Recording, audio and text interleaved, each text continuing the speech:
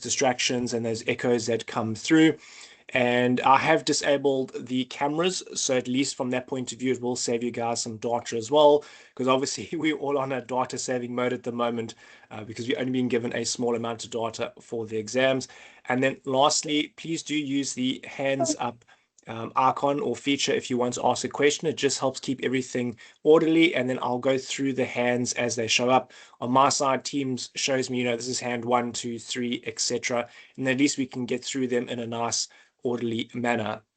I have got a couple of polls as well that I will pop up in between just to keep you guys on your toes. We've got our first one up at the moment, which is just a very basic one asking how everyone's doing. It'll get you into the feel of the polls. I do believe, or I have been alerted that the polls don't show up unless you've logged in with your UNISA account. So unfortunately, I know last time there were a couple of people that said they couldn't see the polls. I believe it's supposed to be connected or has something to do with the fact that you're not logging in with your student account. But in any case, those are not crucial. They're just to have a bit of fun on the side. So we've got a couple of those that I'll put up as well. But anyway, let's get into the actual interesting part of why we're all here. Let me just close this window.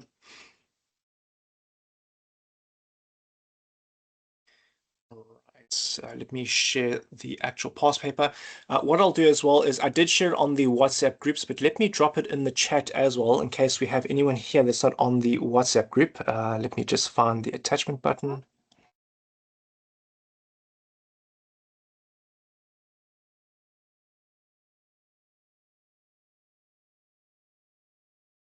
All right, why is it giving that to me now?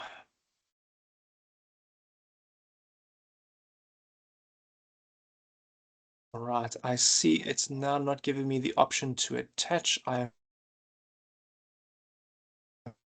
me just have a quick look there.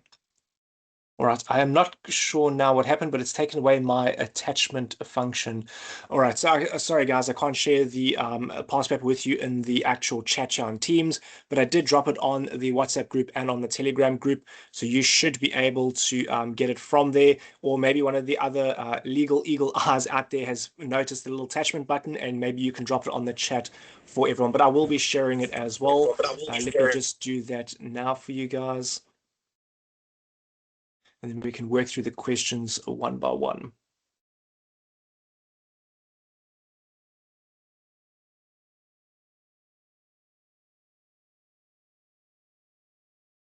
All right, so hopefully that now shows up.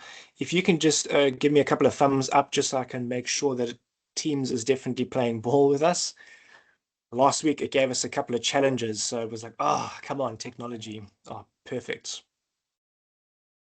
All right, so we're going to work through the May 2025 paper. I'm not sure if you guys have done it yet. If you have, awesome, you'll have a head start. I expect you guys to know some of the answers, but if not, it's fine. This is like an experience of the exam. You have no idea what paper you're going to get. Boom, there's your paper. Now you're going to think on your feet. So if you're wondering why I didn't share it beforehand, well, part of it is it's nice to experience something firsthand to sort of prep you into how the exam is going to, feel, because you don't unfortunately get to see the questions in advance. Some of you have been through this process before, so you'll know, it's quite nerve-wracking and there's quite a lot that goes on inside your mind. It just starts racing. But before we jump into that, I'd like to highlight, the same as I did last week, a couple of key points that I found for myself were helpful and I noticed seem to pop up fairly often in the past papers that I've seen. So the first one has to do with the rule of law. This is in essence saying that people cannot do, or in our case, the state is not able to step outside of the boundaries of its own legislation or the laws that it has made. So, for instance, the president cannot do a certain executive act unless legislation or law allows the president to do that. So we need to make sure that we understand the rule of law and also the principle of legality. For instance, rationality. Was the decision that this person made or the thing that they did, was it connected to the purpose that they wanted to achieve? So they wanted to do A, but they ended up in their decision making ending up doing B. and there's no connection between the decision and the outcome, in which case a person can challenge that on, the principle of legality. Or someone is ultra vires, meaning that they stepped outside the law. They've gone beyond what the laws allowed them to do. If you are a minister and the law says you can do A, B, C, but you went and did C, D, E, you now stepped outside of the law. So now you violated that rule of law. So I'm not going to jump too much into that. We did cover that quite a lot last week, but definitely pencil in the rule of law. There are a number of questions that revolve around this, and you'd rather be prepared than not. And if you get a question where they're asking you, hey, what was the legality of this, or was it rationally connected, or what was the rule, that's all pointing you to this concept of the rule of law. The other one that's very important is the separation of powers. And I know we have covered this on our previous sessions that we've done, but there's no harm in, rehashing it just for this so that you don't forget it. It is very important. So our separation of powers talks about the three branches of the state. That is the executive, the legislature, and the judiciary. It's very important that we know that there are these three, that they are separate, they are distinct, but they're also interrelated. The executive is covered under Chapter 5, your legislature is under Chapter 4, and your judiciary is under Chapter 8. You don't necessarily need to know all the, it's Section 44, 45, 89, etc. But you do need to be comfortable using the contents page of the Constitution, because remember the cardinal rule, we always want to know, what does the Constitution say about our particular question? And you'll see that tonight. That's what I'm going to ask you. Here's our scenario. Right, first things first, what does the Constitution say? So you don't necessarily have to memorize the Constitution. So you don't have to go home now or, pull out the book and think, oh, I've got to go memorize all these things. You don't have to. You just have to be familiar with the contents page. So if we are talking about Parliament, we're not, right, straight away, we're going to Chapter 4. If we're talking about the cabinet or the president or something along those lines, we know that it's in Chapter 5. So at least we can navigate ourselves around the Constitution. So don't be intimidated or feel, anxious that you cannot remember all the sections. That's perfectly normal. Just make sure that you are familiar with the contents page and how to navigate around that, and you will do fine. So anyway, that would be my tip for tonight, is make sure that you are familiar with the rule of law, which encompasses, like, for instance, the rationality and principle of legality. And the second thing being the separation of powers. I am 99% sure you're going to get one of these two, and I'm like 105% sure you're going to get something to do with the separation of powers, because that's obviously quite intrinsic to this module. But in any case, I'm going to put a pin in it there now. We do have recordings of all those, so if you do need to catch up on them, you can go back and catch up on that. All right, let me just open this side up for you, or at least I should say for me. Okay, let's go down. All right, so I'm going to leave a couple of questions up here. I know last week some people were actually working ahead in advance, and that's perfectly fine. Maybe you can decide, well, I'm not going to do question 1.1. I'm going to chime in at 1.4, and you are more than welcome to. Right, so question 1 for tonight is, are the statements below true or false? And then we've got to explain our answer fully.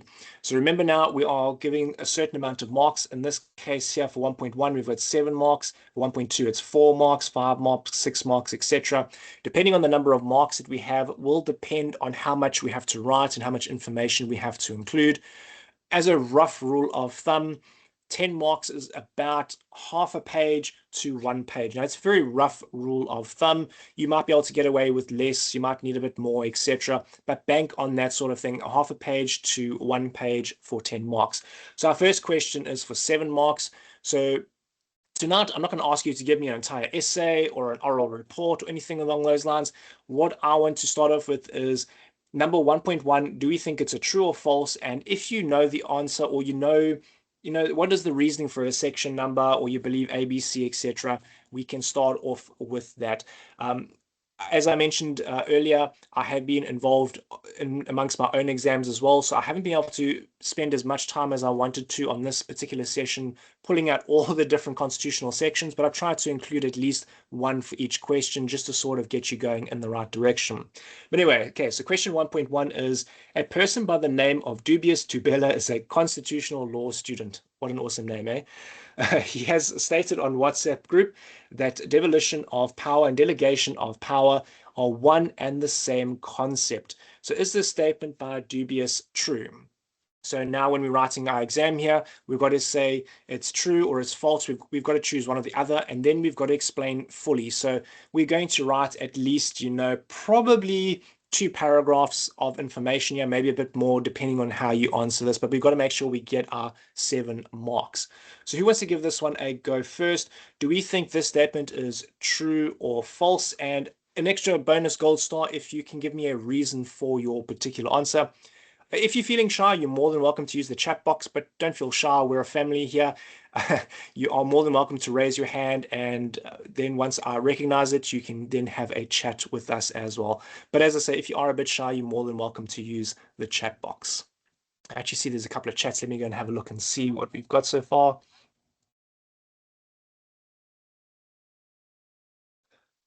And yes, it is. You're most welcome. It's fun being with you guys. Sometimes you challenge me as well. All right, so we've got 2 so far that say false. That is interesting. All right, so we've got 2 that's false. We have any other takers before I give you my answer for this one? Oh, another false as well. Right, so we've got falses winning. All right, awesome. So, okay, I'm going to let you guys off easy on this one because, you're still warming up. So we'll let you go easy on that one. We've got a couple more falses coming in.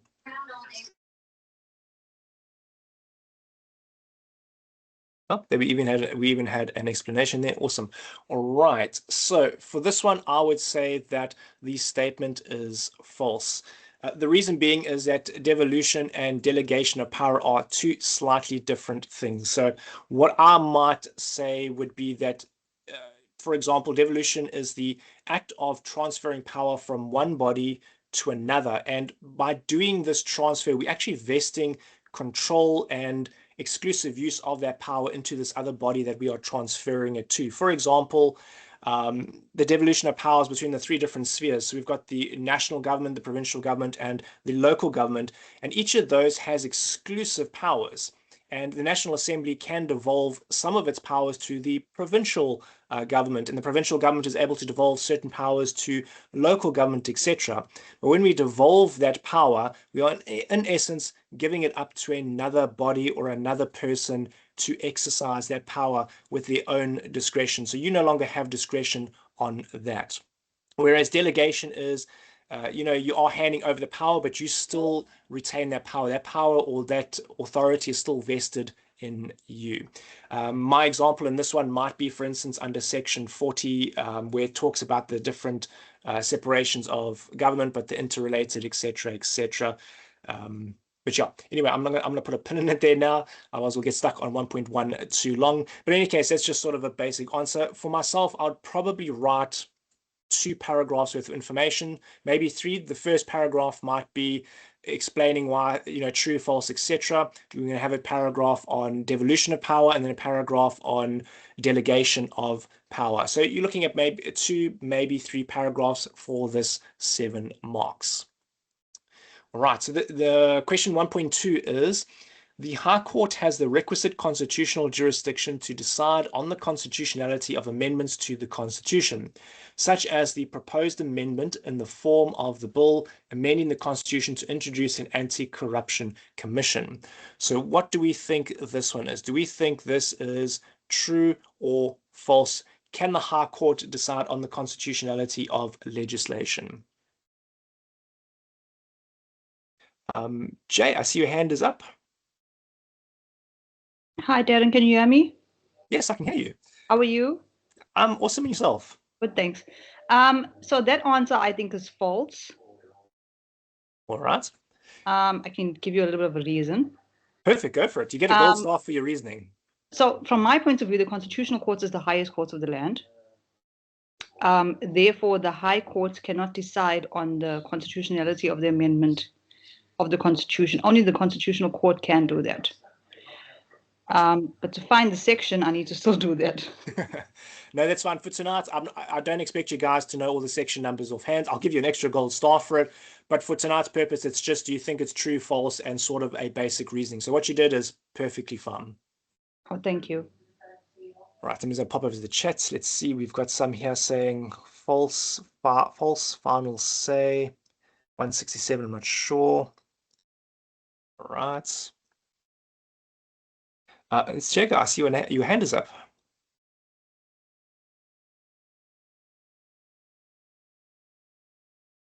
You can go for it. Just unmute your mic.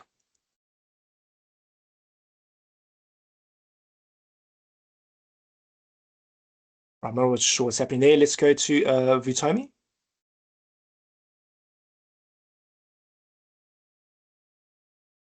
I see all the hands dropped. All right, no problem. We'll do one last look at the chats. We've got false, section 167.3b, false, false. All right, all right. Okay. See, Vutomi, your hand is up again.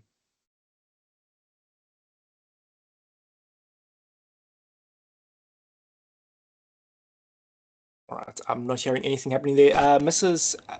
Hi, can you hear me? Yes, I can hear you. How are you? Good, thanks.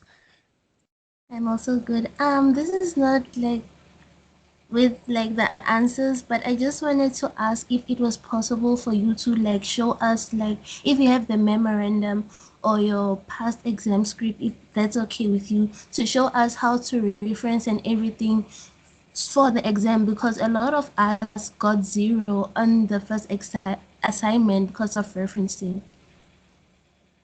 All right. I don't have anything laid out very nicely for this. I've got a couple of bullet points, but with regards to referencing, I do have the videos on YouTube that show you how to reference using a scholar. There's nothing special about constitutional law. The only difference is we're not doing a bibliography. Otherwise, we're still using the same footnotes that you used for IRM, for the PVLs, etc. It's all the exact same referencing system. So don't feel like constitutional law has this special fancy method of referencing. It's still just basic footnotes. So wherever you have an answer or you use information that's not yours, at that very sentence, you insert your footnote number and then you write in your reference. But I do have an entire series on YouTube talking about referencing, so I won't go over that now. Maybe you can drop me a message on the WhatsApp group and we can discuss in a bit more detail on that side. Right. Okay, thank you. Perfect. Mrs. L. Hi, I'm Darren. Can you hear me? Yes, we can hear you. Hi, thank you for the session. Darren, for 1.1, sorry to take you back. Do we need to reference 1.1 as well? So are we saying that we need to reference literally all the answers we are going to give? Obviously, we say false and elaborate. And then do we need to put a reference specific, let's say, for example, for number 1.1? That's correct. Everything has to have a reference because you got that information from somewhere. So when we say, so for true or false, you don't have to say anything for that. You can say true, and you can move Right. on. But when you are backing up that information, you got to explain it. And let's say Darren says, the delegation of power is the transfer of that. Where did I learn that information? So now I've got to come along. I've got to put a footnote reference there and show where did I learn that? Did I get that? In this case, this question is actually going to come directly from the prescribed book because obviously the Constitution is not explaining to us what devolution of power is. So in 1.1, all the footnotes except for the ones to do with the Constitution are going to be to the prescribed book. So it might say, De Vos page 179 or whatever the case might be. I'd have to show where I got that information from. So you are spot on. You do have to reference for everything that you say. Okay, thank you so much. Perfect. Maybe what I'll do for the next semester is maybe I'll draw up a basic one for them so they can see how to reference. But I'm sure you guys have got some experience on that one. Whichever sentence you're writing your information on, you must put a footnote at the end of it. So when your sentence ends on that period, right off the period, you put that footnote, and then it comes up at the bottom of your page. Where that number is, you then write section 29, subsection 1 of the Constitution, or it's page 185 of constitutional law, etc., etc. Pretty much every sentence is going to have a reference of some kind because we are using information that's not our own. If we don't do that, we're going to lose quite a lot of marks. So in this one here, we've got, so let's say we had 7 marks for that first one. There are going to be 1 or 2 marks for your references, and the rest might be for the actual information. Same with 1.2, we've got 4 marks here. It could be 1 or 2 marks for your references and the rest. So definitely do include it because they are quite heavy-handed if you don't reference. All right, Tsiega, I see your hand is up. Do you want to try again? You'll just have to unmute your mic.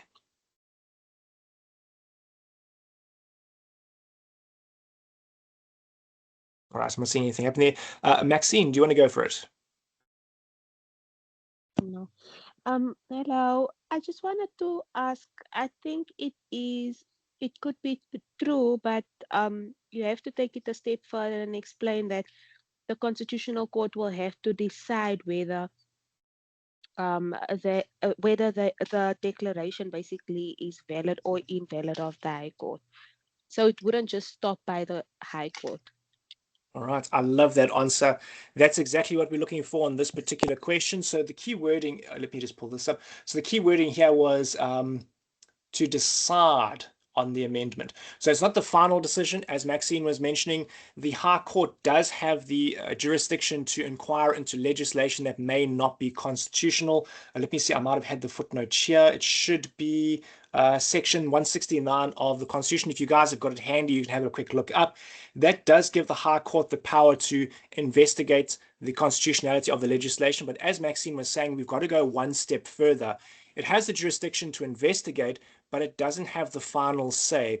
So once it's made its decision, and let's say it says it is unconstitutional, that will then automatically get referred to the Constitutional Court, and the Constitutional Court will have that final say. As Jay was saying earlier, they are the ultimate court, the penultimate one. Their say is the final say on anything that comes to the Constitution or its amendments. So in this particular case, we'd have to do that one there. Let's see. Okay. All right. Let me just have a pop onto the chat quickly. I see the guys have been going quite crazy. All right, interesting. Who knows? We might have to pick this one up on the WhatsApp group as well. But anyway, let's move on to the next one before we get stuck. All right, so 1.3. Every exclusive, concurrent, and assigned competence of the legislative branch within the three spheres of government is contained in chapters 3, 4, 6, and 7 of the Constitution. We won't delve into this too much. Let's just maybe say true or false. If you have a sort of a reason, you can. But otherwise, I want to try and move on to our long form questions as well. So do we think that everything is covered within 3, 4, 6, and 7? Let's see. We've got Lino Marta. So you dropped your hand. Jade? Hi, Darren. I think that answer is false. All right. Perfect. Let me go and see. We didn't have any other takers on that side. False, false. All right, perfect. We won't dwell on this one too much. Indeed, it is false. If we were writing this out a bit further, I would say, for instance, there are certain things under Chapter 5 that talk about Parliament's power and overseeing the executive. We could talk about Chapter 14 that deals with concurrent competence. We've got the schedules, etc., etc. I'm sure you guys get the gist of that one. But yeah, I definitely agree. I think that one is false. The last one for our short form questions for tonight is a 1.4. In terms of the Constitution of the Republic of South Africa, the president has the right to veto any legislation that he disagrees with. Do we think that this is true or false? Lynn, I see your hand is up. It's false. False. All right. Do you have a basic reason for that one, or you just have a gut feeling you think it's false?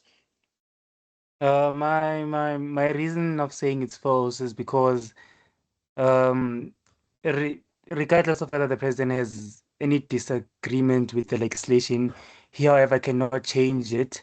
And though if he can or wants to change it, I think he has to either consult with other officials before he does anything. That's just my take. All right, cool. At least you get a point for, giving your reasoning, which is quite important. Let's go to the chat and have a quick look there. All right, I just see there's a quick question here. It says, are we allowed to reference a tutorial letter? Preferably, that is the last thing in the world you want to reference, because remember, it is already a summary of the textbook, so it's not an authoritative source. However, if you really, really, really, really come unstuck and you needed something from there, I suppose you could try and reference it, but it's not ideal. Because it's a summary of the prescribed textbook, it's best to, if you find something in the tutorial letter that you think you need, rather than go and find that in the prescribed book and then reference the prescribed book. All right, we've got one more hand up. Araliwa?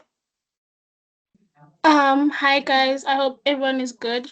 I just have one question. I'm confused with 1.2. Why are we saying it's true? Oh, now we're going backwards. Sorry. Let's see. That one was constitutional mention. Okay. So as a general rule, the Constitution or the High Court is able to look into certain constitutional matters. I see this one is to do with the amendment of the Constitution. So let me just pull. Oh, don't freeze on me now. All right, my side there, my little PDF reader. I've got my Constitution up as frozen. So I know one of you guys have got it up. Let me just see if I've still got the note on my side. Can you look into section 169 and 167 for me? And then we'll circle back to that one. But let's finish off on 1.4 so long while all those legal eagles are looking up those two section numbers. Okay, 1.4. Okay, all right. So 1.4, yes, the president can indeed veto that legislation. However, he can't do it willy-nilly. There's a certain requirement that he has to have in order to do that. Does anyone perhaps want to take a gander at what that requirement is? Cheg, I see your hand is up. You can unmute your mic and go for it. Hello, everyone. Can you hear me? Yes, we can go for it. Hello. Oh, okay. I think the one I would say that if the president does not agree with a certain law or anything that goes or bill of right, I think what he can do is that to return the bill of right to the National Assembly to recheck it, and if the National Assembly does not amend it, yeah, I think if the National Assembly does not amend it, and then take it back to the president has to sign it. He cannot return it back again. He has to sign it. That's what I think. Were there any specific grounds that he could return it on? Could it just be because he disagrees with it, or were there any requirements for vetoing it? All right. I don't know how to answer it. No, you're in the hot seat now. It's like, whew, that's getting warm there. So I'm just trying to pull up on my side, have a quick look, but my side, with me sharing the screen, it's the PDF reviewer is not playing ball with me. But it should be under section 79, subsection 1. It should say there that the president can only veto it if he has reservations about the constitutionality of the bill. So it can't just be, or I don't like it, or I disagree with it because an opposition party introduced it, or whatever the case might be. It should be based on whether he has reservations about the constitutionality of that. So maybe you guys can just double check that on your side as well. It should be section 79, subsection 1. But yes, you are right about the rest of it.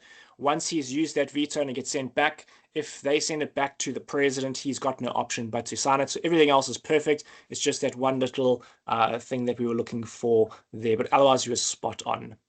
Let me just pop over the chat and see. Oh, so I need to ask something, Ne. So when you answer these questions, you need to state the section which of the Constitution what it says. Yeah, so you can't just say the Constitution says. You've got to, in your footnote. So let me just quickly jump into that here. A lot of you guys are asking about in-text and you want to do in-text referencing. Just bear in mind when they talk about in-text referencing, they're not talking about the Harvard method. They mean like we're talking now. According to section 79, subsection 1, the president can only refer the bill back, or veto it if he has a constitutional issue with it. That is what we mean by the in-text one. Don't go and put in brackets, the Constitution section, whatever the case is. That's the Harvard method. So it's preferable rather just to stick to the footnote. So you must footnote it. So when we say here, the president is allowed to veto it, but it's subject to him having a constitutional reservation about it, we put our footnote. In the footnote, we'd say section 79, subsection 1 of the Constitution of the Republic of South Africa. So you must be detailed. Don't just say the Constitution. Don't just say section 79, you must give the subsection, the paragraph number. You must be as detailed as possible so the marker can look at it and say, right, I'm going to look at that exact spot. And if that exact spot says it, then I believe you. If not, you don't get any marks for this question. Makes sense? Okay. All right. Yes. Thank you. Perfect. I see someone actually dropped it in the chat there, section 79.4. So, yeah, you guys are spot on there. All right, awesome. So yes, you guys are correct there. He is allowed to veto, but there are certain requirements. The main one being that he has to have a constitutional reservation about it.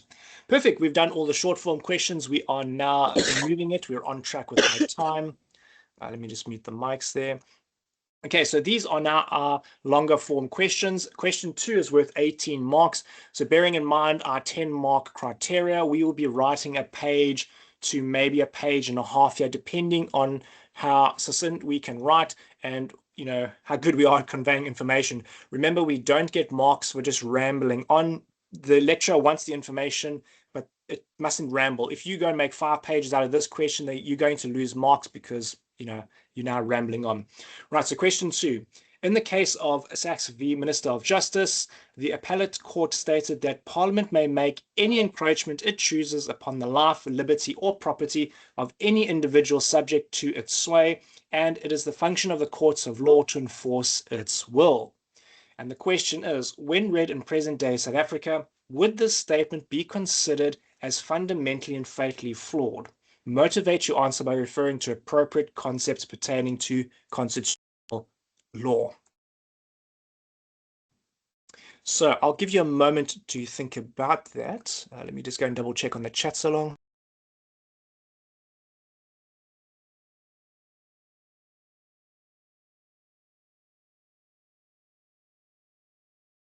Someone's asking about cases that are relevant. There are relevant cases, but as I said, unfortunately, I didn't have time today to go and pull up all the possible ones. I've got a couple, I think, for this one, but yeah, time has been a little bit short on my end. I'll squeeze in this one in just so you guys have another session before Saturdays. Oh, Longili, I like your answer there. Yep, I like that. All right, let's go see if our hands are up. Lucy, I see you got your hand up.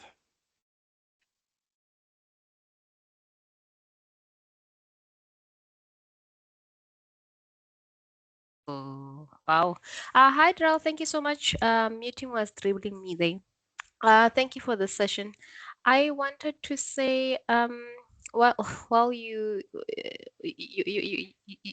were commenting on the referencing partner, Professor Lee did have 2 sessions regarding referencing. She addressed it. And so that's the referencing part. I think we should not dwell too much on the referencing because she did specify for this exam what is required of us. So those who haven't attended that class, the class was recorded. I would strongly advise that you go listen to those 2-day recording. It's about 1.5 hours each. Secondly, she said when we do attempt to answer these questions, we must refer to the Constitution 1. 2, we must refer to at least to case law, like the cases that we were given in the prescribed or in the tutorial letter. And 3, the textbook. And then with the cases, she did say that we must not go older than 1996. I might be wrong there, but I think 1996. So Okay. Yeah, that's that. No, But perfect. to answer, I don't even know if I'm answering it correctly, but to try and attempt to answer question 2, the statement is talking about section 2 of the Constitution. I might be wrong again. Section 2 of the Constitution, the supremacy of the Constitution. That the Constitution is the supreme law of the Republic, and any rule of conduct that is inconsistent with it, it's invalid. And the emphasis, okay, that's number 1. 2, judicial review and the rule of the courts. And that would be section 172(1) of the Constitution. maybe and separation of power and right. rule of law. I see you put some thought Listen, into that I'm one. grasping at straws here. Hey, if this is the same in the exam. Hey, you'll be working off the top of your head. I like the first one you said with a section 2. It definitely relates to that. I saw someone in the chat was also on the same thread. So you spot on when it comes to that particular section. So yeah, you're definitely on the right path. Let's see who's our next hand is up. I see a Miss Lu or Miss Al Zulu. I'm not pronouncing your name correctly. I'm sorry. You can go for it. You can just unmute your mic. Oh, hi. I was actually gonna say what she said. She said exactly what I was thinking. So then what you need to say is you concur with the previous colleague of yours. Yes. We'll make it sound fancy, eh? No, you were just trying to say you concur. So we're getting our majority judgment going here. Lina? I would say it is fundamentally flawed because since now we have the new constitution, which is 1996 constitution, our parliament is now, I would say our parliament is ruled now by the constitution. And so I think before parliament makes any enroachment, it has to go through constitution. I mean, it has to go through our constitution. And that also includes section 36 of the Bill of Rights, because if ever we did not have the new constitution now and parliament would take up an action like that, then it would be an infringement on our rights. Yeah. Right. Perfect. I like the beginning part. Everything there is okay. The only thing I wouldn't include there is section 36. For this module, you cannot touch anything under chapter 2 of the Constitution or you'll get 0 marks. So chapter 2 is to do with fundamental rights, which is the Bill of Rights. You'll do that in FUR 2601. So the rest you said 100%. Just leave that particular section out. You don't want to touch chapter 2 with the barge pole at the moment. All right. Jade. Hi, Darren. Again, it's me.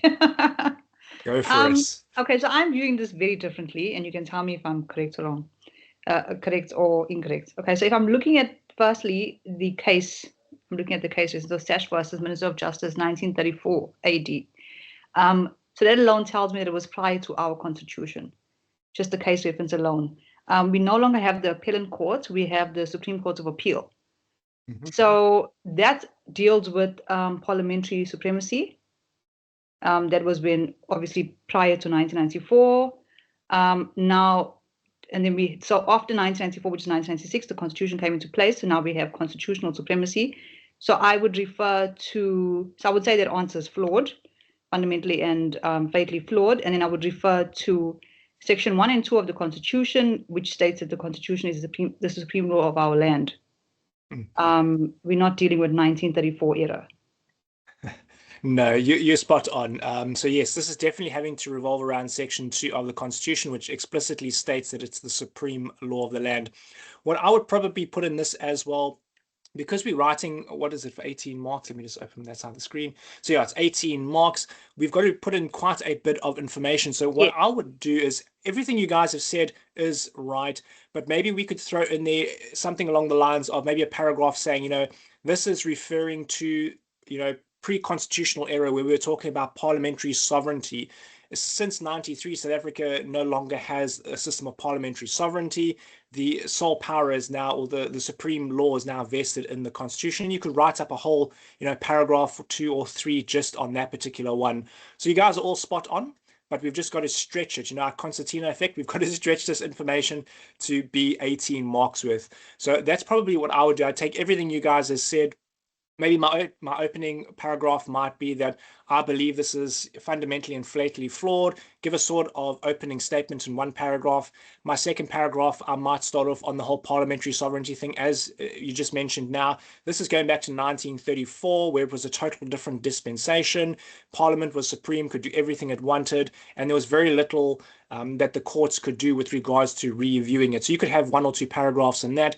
I'd then move into 93, 94 in our constitutional era, and then round that out with section 2, etc. So you guys are spot on. We just got to stretch that information into 18 marks worth of work. Sorry, I'm just, I think, sorry. Sorry, I'm just a bit nervous. I was just trying to think off my head. No, I would you're definitely spot on. I would definitely put more. I'm just looking at the case reference alone. That's the first thing that caught my eye. Okay, thank you. Yeah, no, 100%. So what we're doing tonight is just to get you guys thinking along those lines. So we're just looking for that nugget of information. Is this right? Is it wrong? What's the Constitution say? But now, obviously, when you write the exam, you can't just put that in because they're going to like go, hey, boy, where's the rest of this information? Yeah. So what I've been telling the guys to do is to practice, okay, sure, okay, I've got my answer. I'm going from point A to point B, but I've got a couple of stops in between to make up 18 marks. And psychologically, it's like you're 18 marks, I must write a page and a half. How do I even do that? I have one paragraph worth of information.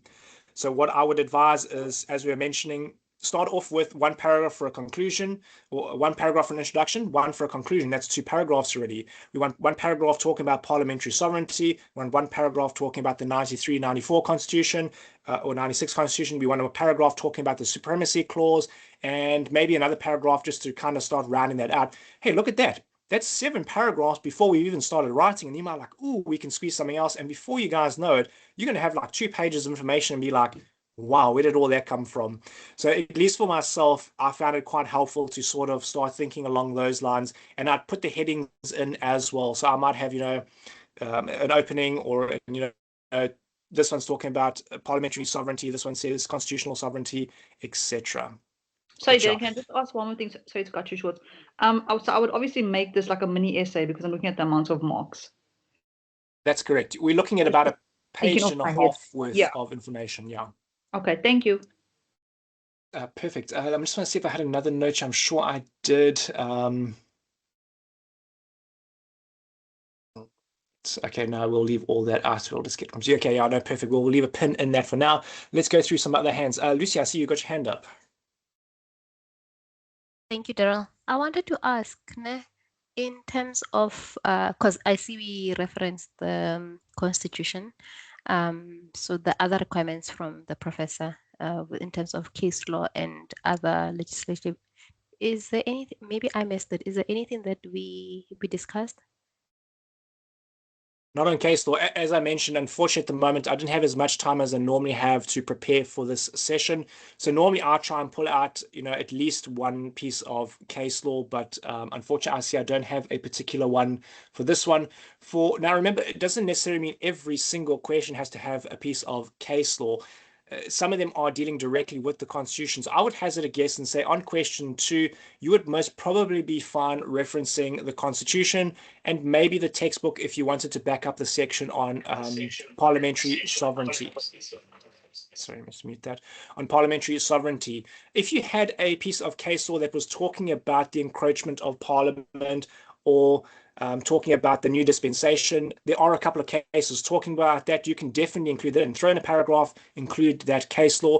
Just unfortunately for tonight's example, I just unfortunately did not have the time to go and dig through the cases to find one.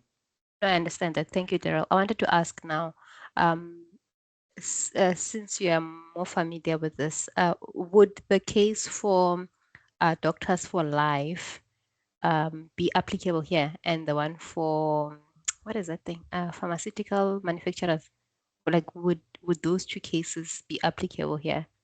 Because I'm sure they deal with the conflict that is the rule of law, the section 1 that we referred to. So would those 2 cases specifically be applicable in this instance? Nothing is ringing bells to my mind at the moment with those 2 particular cases for this question. But it has been a while since I've gone over those cases. So, I mean, if you feel that there's something in there that is applicable to this. My feelings are not feeling. Hey. Yeah, I'm just saying, off the top of my head, nothing comes to mind straight away from those cases, but yeah, so what I would do first is if I was approaching this question and nothing popped out of my mind, like, oh, we're talking about the FF1 case, I'm definitely including that. If nothing pops out in your mind straight away, start with what you do have. You don't want to waste time trying to find case law that may or may not exist, that may or may not help you. So what I would do in this case is, because in my mind I'm already thinking, oh, section 2, because I think everyone here has already said, oh, section 2, section 1, etc. What I would advise you do is start with the information that's coming to your mind already. While all that information is flowing, your creativity juices are there, work with what you have. You can always come back afterwards and say, right, I've got a bit of time. All right, now I remember there being a case. Let me go and look for it. You can always come back afterwards and add that paragraph in or amend it if you need to, but work with what you do have. So for instance, tonight, everyone's talking about section 2. Let's start with that. We all know what parliamentary sovereignty is, constitutional sovereignty. So we'll start working with the information that we have at hand. We're going to reference the Constitution. We might reference the textbook because we're talking about parliamentary sovereignty. And once we finish all of that, when we can look at it, I've got a bit of time. Let me go and look. I remember there was a pharmaceuticals case that dealt something like this. You can always go back and have a look and insert it, but don't waste all your time looking through the cases only to find, oh, none of this is applicable, and then you've wasted 20 minutes. So that's probably what I'd do in this case, because to my mind, nothing is jumping out straight away with those two cases. So I'd probably circle back to it and then look for it afterwards. All right, let's see. Maxine. Hi, so based on the Doctors for Life case, I don't think she's too far off. I would have said that obviously Section 1 applies because we're not in parliamentary sovereignty anymore. We are our founding values are based on democracy, and a part of democracy includes public participation in the lawmaking. Right. So previously it was procedurally, if they did it procedurally correct, they were able to encroach on the rights of the the citizens basically. But now, because of the changes in the founding values, Section 1, and also the supremacy of the Constitution, they are required to ensure that there's public participation as well. And Doctors for Life is one of the cases that ensures that public, or not ensures, but we can use as a foundation, because it does say that the lawmaking process would be fatally flawed if there is no public participation, and the courts will declare it invalid if it's found that there were no lawmaking, there were no public participation in the lawmaking. Another case would also be that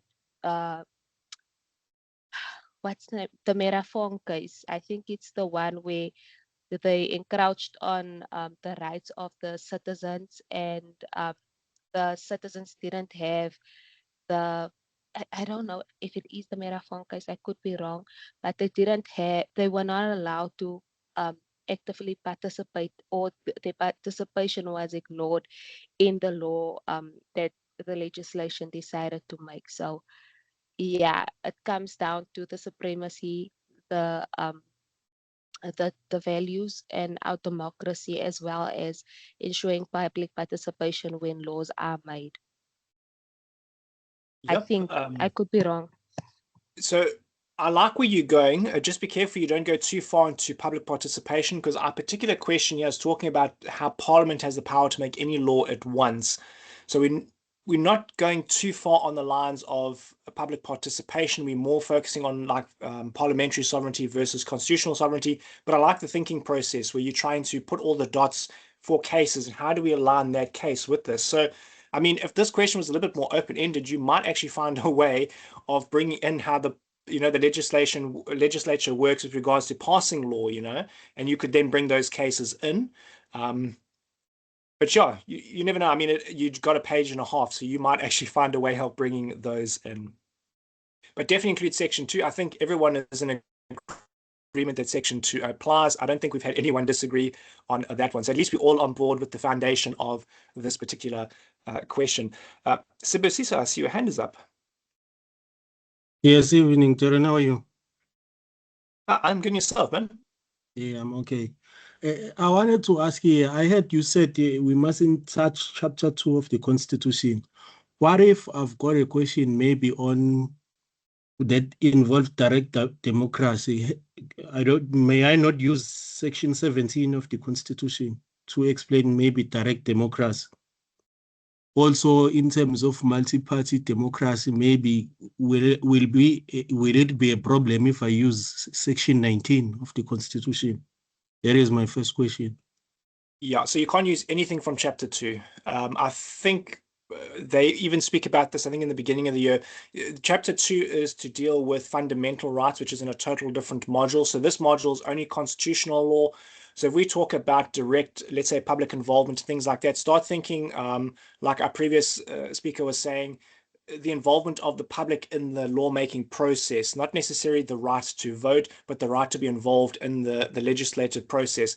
The same with political parties. They have a right to be in parliament and to oversee the executive. So think more along those lines. And for the purpose of this module, chapter 2 of the Constitution doesn't exist. So you can tear that out of the Constitution. If you reference anything under chapter 2, you won't get any marks for it at all. So it's pointless even going there. When you do your module next semester on fundamental rights, then everything is in chapter 2. But for this module, we basically ignore that particular section. All right, thanks.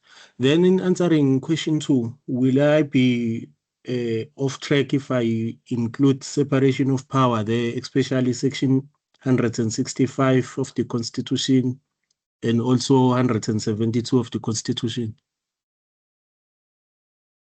Well, you can include separation of powers. It's all going to come down to how you bring it in. So the fundamental thing for this question, to my mind, is section 2 of the Constitution, which is a supremacy clause. And then we must make mention of parliamentary sovereignty and constitutional sovereignty. So long as we include those 3 parts, the rest is just to fill it out and add, that extra information, the background information for this particular. So you can include the separation of powers. Like, for instance, prior to our democracy, we never had a separation of powers. It was just parliament and parliament only. But under our new constitutional dispensation, we now have the separation of powers, which also now has a constitutional supremacy, etc. So you can include it. You just have to find a way of how do you bring it into your mini essay, so it makes sense. It's not like, oh, we went from this to now, how does this relate? So long as you can bring it in, it'll work. All right, thanks a lot. Perfect. Jade, I see your hand is up again. Sorry, Darren. Just to answer Sibasiso's question, because I'm not sure what modules he's doing this semester. So I'm doing fundamental rights as well. So that's why I'm aware of not using the Bill of Rights, which is chapter 2 of the Constitution. Most naturally, I would use the S. Makwanyana case, but that is part of fundamental rights with the spirit of Ubuntu. If I had to use case law for question 2, I would use the EFF. I'm just checking my case law notes. I've made little notes of cases from the tutorial letter, etc. I would use EFF versus the Speaker of the National Assembly, the 2016 case. The court noted crucial elements of our constitutional vision, including a decisive break. Basically, is to check that abuse of power and that our virtually institutional during the apartheid era. No, that's beautiful. Was virtually institutionalized during our apartheid era, sorry. No, that's excellent. I mean, I would bring that in as well if you've got it on hand. So, and there was a previous lady asking what case. This would be a perfect example. It dovetails in beautifully with what we've just been speaking now about the different sovereignties that we've had, the different dispensations that we've had. So that's a nice way of bringing it in, and it's a nice new one. It's newer than 96, so it counts. So yeah, that's excellent. Thank you. You guys are having a little bit easier. Eh? When I did this module, they told us nothing older than 2015. So I was like, we really had to work hard for those those cases. But at least this gives you a bit more scope, because the last thing you want is stress. Let's see if we can take maybe one more hand before we move on to our next question. On my side, it says Miss S. in Clowny. Oh, okay. Hi, guys. Hi, Darren. I How's have this? a question regarding case law, right?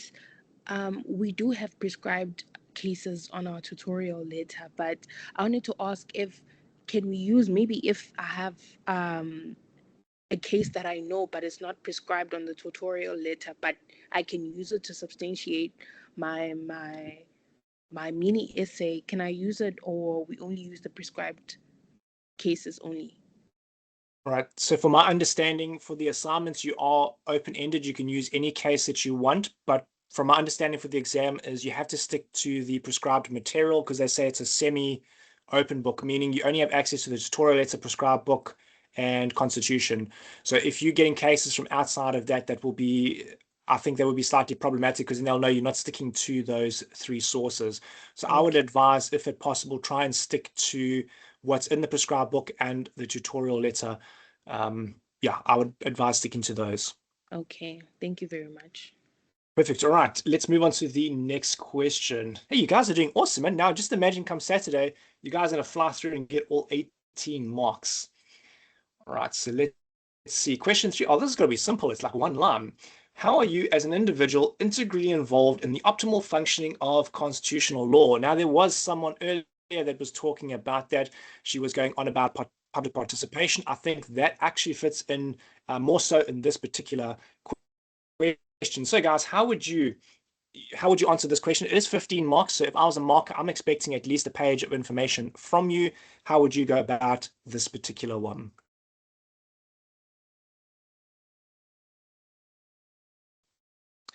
I see your hand is still up, Miss S. Enhlani. Are you going to go again? You're in the hot seat now. No, it was a mistake. I'm sorry. Oh, no, but you're in the hot seat. Sorry. No, all good. All right. So this looks like a simple question. It's only one line, but there's actually quite a lot of writing involved in this particular one. Let me see. I think I made a note for this. Let me pull up my notes. All right. So it seems that there's no hands out. I'll give you, I drew up like a mock paragraph that I might use. So this is sort of what I had going on for this question. I started off by saying that as individuals, we are all involved in the functioning of constitutional law, as constitutional law touches each and every area of our lives. As an individual, I am integrally involved in the functioning of constitutional law by activities such as participating in voting, using petitions to raise issues, participating in public hearings, participating in parliamentary processes when it drafts new and creates new laws, etc., etc. So this is how I would have started my particular essay on this. And with regards to references, my references here are like section 1D, section 59, section 72, etc. So that's sort of how my opening paragraph would be to this particular question. Lucia.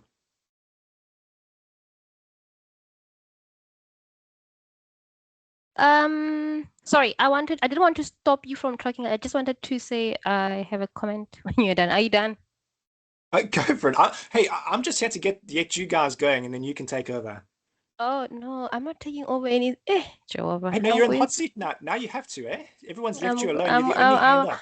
I'm going through it all. Okay, I'm gonna just grasp at straws here, and I want my Leonard colleagues to also pitch in and tell me, nope, you are off the ramp or I'm on the mark. So I think what this case is asking us, it's about the,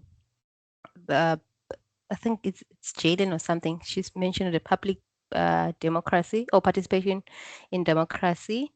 And I would refer to section 19, specifically 1 and 3, the one that talks about public participation, holding government accountable, and voting.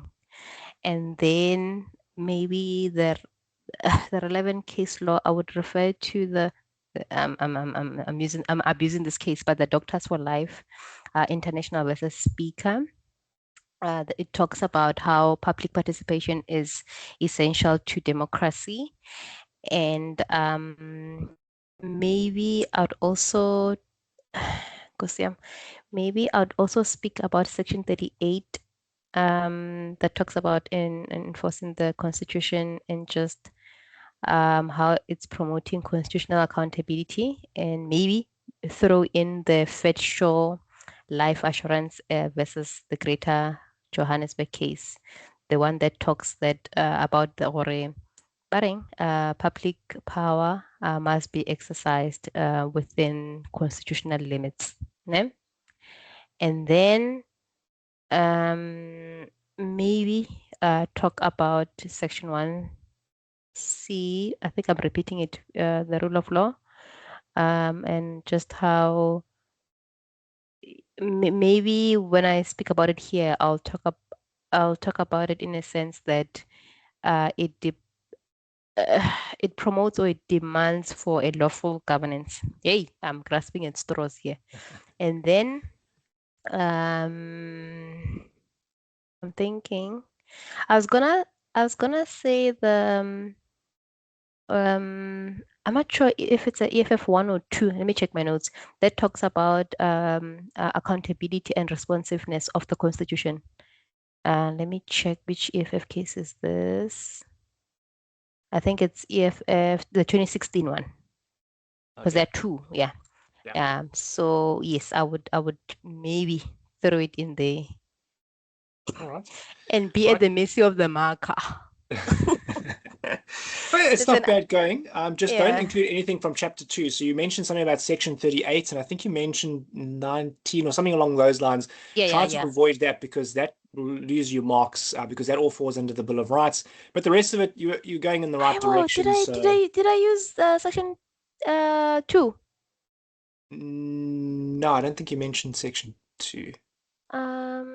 Wait, I mentioned things that fall in the Bill of Rights. Yeah, I think it was section 38, I think you mentioned. Yeah, then mark me wrong, because I'm doing FUR. I know I'm not supposed to. I know better. Now you know what's happening. It's cross-pollinating all that knowledge. So don't do that in the exam. I'm tired. So, Okay, so thank you. Tear out chapter 2 from your constitution for Saturday. We don't want to know anything from that one for now. Go on. but otherwise, very, very good. I mean, and sometimes you might get a question, you have no idea where to start. So you just got to start somewhere and then, make it pretty afterwards. But awesome. Jade. Sorry, Darren. I'm talking a lot this evening. No, go for it. I'm so nervous. So I agree with the lady before me. For the two cases, I agree with. It is, gosh, I can't think of now. I'm getting nervous again.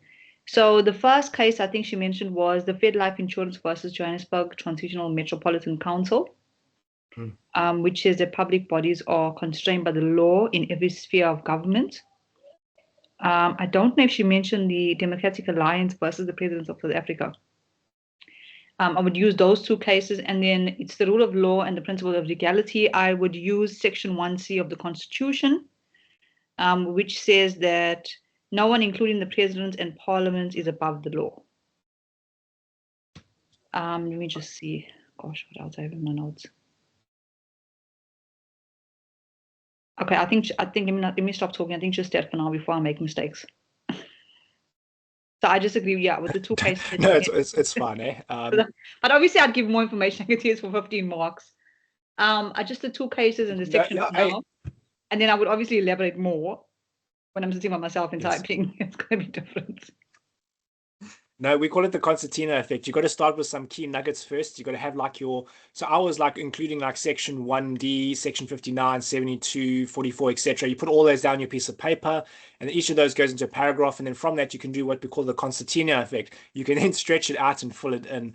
But you're all on the right track. At least you are going. Sorry, I was being a bit quick as well. I've got a whole lot of notes where I've done. I spent most of the day yesterday sitting and writing on case law and little notes of it. Those are just the first two cases that I picked up. So I agree with that. So it just rang a bell there for a moment.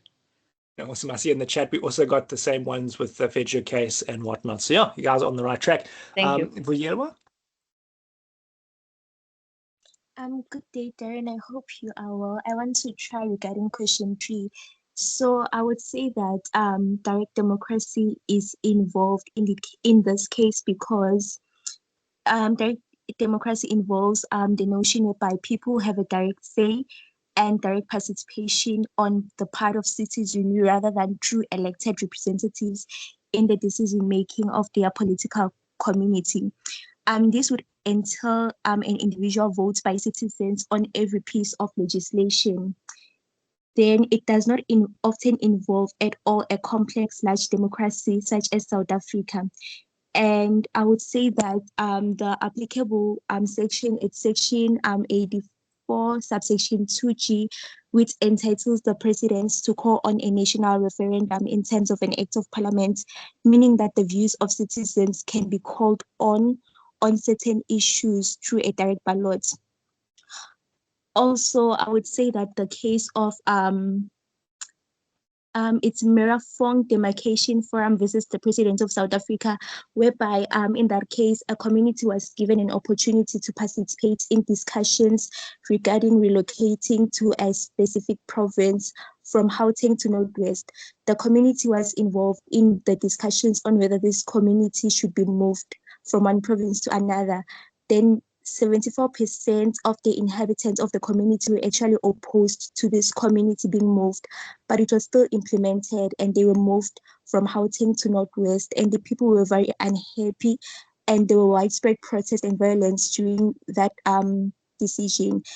And then in that case, the Concord held that since there was adequate participation when this procedure was made, then it is still applicable for the court to pass this decision, and the court allowed the people to relocate to the province of Northwest because people or the citizens were allowed to participate in that process. I don't know if I'm correct, but that's my take on that question. All right. It's going in the right direction. You'll just have to tighten it up just a little bit. Yeah, at least it's going in the right direction. So this particular one is, how are we integrally involved? So I like how you're mentioning there that it affects like the president, etc., etc.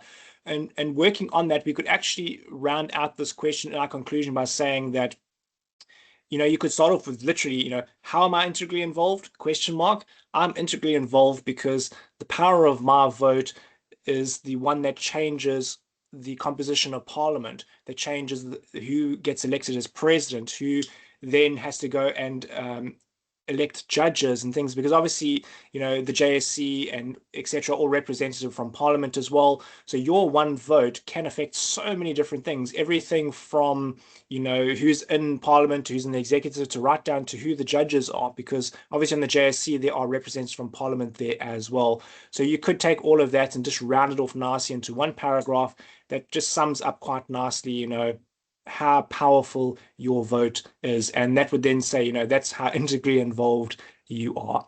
Just even on the chat, you guys are having a good discussion there. And you are indeed right. You can't use anything from the chapter 2 of the Bill of Rights. Well, chapter 2 is the Bill of Rights. Right, let me try, and I see we are at our time, but let's see if we can squeeze in the last 2 questions for tonight, seeing it is the last session. If there's anyone that does need to leave and continue with the evening, you're more than welcome to. This is being recorded and it will be uploaded to YouTube, so you are more than welcome to leave if you need to.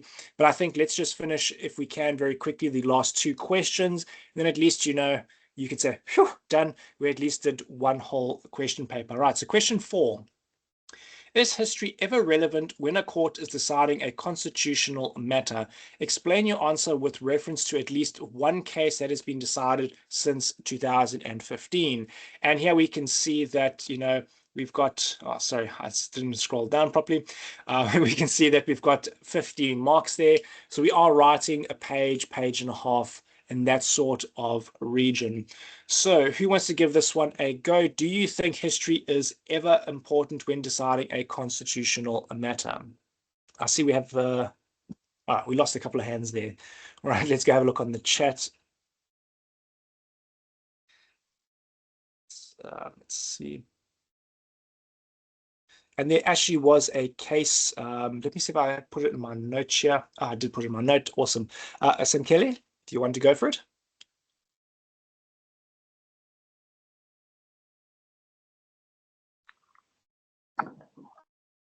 Hi everyone. I'm not answering the question.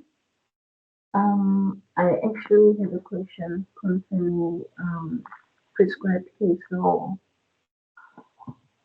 Can you hear me? You're very, very soft there. You mentioned that you have a question, or do you want to answer this question? No, I'm not answering the question. I actually have a question concerning the prescribed case law. Because I see that there is prescribed case law from the tutorial letter 102. So I just want to confirm if the prescribed case law from the tutorial letter, do you also find them in the textbook?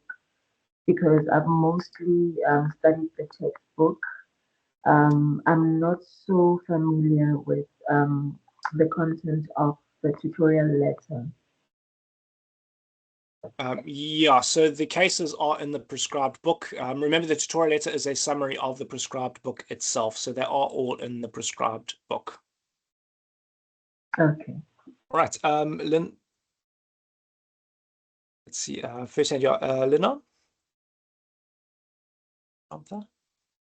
I would say, yes, history is relevant when a court is deciding a constitutional matter, because I think it helps the court maybe shine light on what the matter is about, and also maybe help the court conclude using that case from history. You understand what I mean? I'm not sure if you understand. All right. So you meaning that the Constitutional Court would need to, or a court would need to look at past cases, or meaning that the court needs to look at the general history that was at the time? I think a bit of both. The first one, I think it would. Darren, don't mind me, ish. But yeah, I think this is good practice for Saturday, because you'll be like, hey, I could survive that, then this is easy. But yeah, that's fine. We'll circle back through to that, because I think you have something in both those points. I just wanted to clarify if I was understanding which one you were referencing, but both of those are valid points. Lucia? Daryl, I would say yes. History is highly relevant when our courts decide a constitutional matter, because our constitution is quite inherently, can I put it, transformative, and our courts regularly consider historical context. So yeah, I would say, to answer the question, yes, but I know because that is 15 marks, that won't suffice, so that won't be sufficient. I think I'm not sure which relevant section of the constitutional book should I use now. I'm not sure, but the case that jumps in mind is the EFF versus Speaker of National Assembly, the one that speaks about public, the one where the court emphasized the importance and the importance of accountability and the constitutional supremacy. And yeah, yeah. Let me just put it there. And then yeah, that won't give me 5 marks, but yeah. No, it's fun. So I'm not expecting you to give me a one-page essay. What I'm looking for is just those nutshell things. What does the Constitution say? What does the textbook say? Right, wrong, etc. When you write your exam, you can make it 2 pages long, but not a problem. Jade. Hi, Darren. Okay, so I would say that it is relevant, and the case that I would use, I'm just giving you a little brief nutshell, is the City of Tshwane Metropolitan Municipality versus AfriForum 2016 case, which shows how history informs judicial decisions. The case with the street naming, which was linked to apartheid figures. So the names that reflect more of an inclusive history. I would use that case. No, that's awesome. That's also the case that I had penciled in on my side as well. I thought that spoke to the issue quite well, because the court even addressed the history side of things. But anyway, I'll circle back to that. But yeah, awesome case. I like it. Thank you. Hey, see, great minds think alike. Cabello. Hey, Bella. Come on, bruh. How hard is it to say cabello? Maybe capello.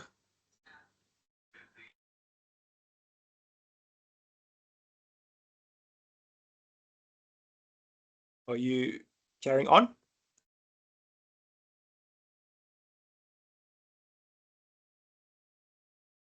All right, I'm not sure what happened there. Okay, Miss L. Hi, Darren. For question 4, so I might answer and ask a question at the same time, but the case that comes into mind, thank you. I think it was Jade for the City of Tshwane case. The other one that jumps in, but I'm also asking, do you think it may be relevant? The Makwanyani case for the right to life, can that be used for this question?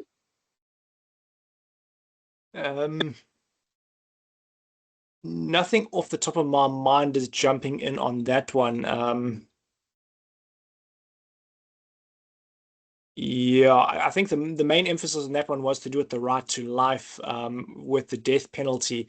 I can't remember offhand if there was any talk with regards to the history of the death penalty or the history of, law up until that point. So nothing off the top of my head would, incline me to use that case to start off with. To supplement. Okay, no, that's fine. Thank you. Yeah. I might actually err on the side of caution and not include that one because a marker might think we are now bringing in chapter 2 rights, because everyone uses that one with regards to fundamental rights, for the right to life. That's right. And we yeah. need to stay away from Bill of Rights by all means.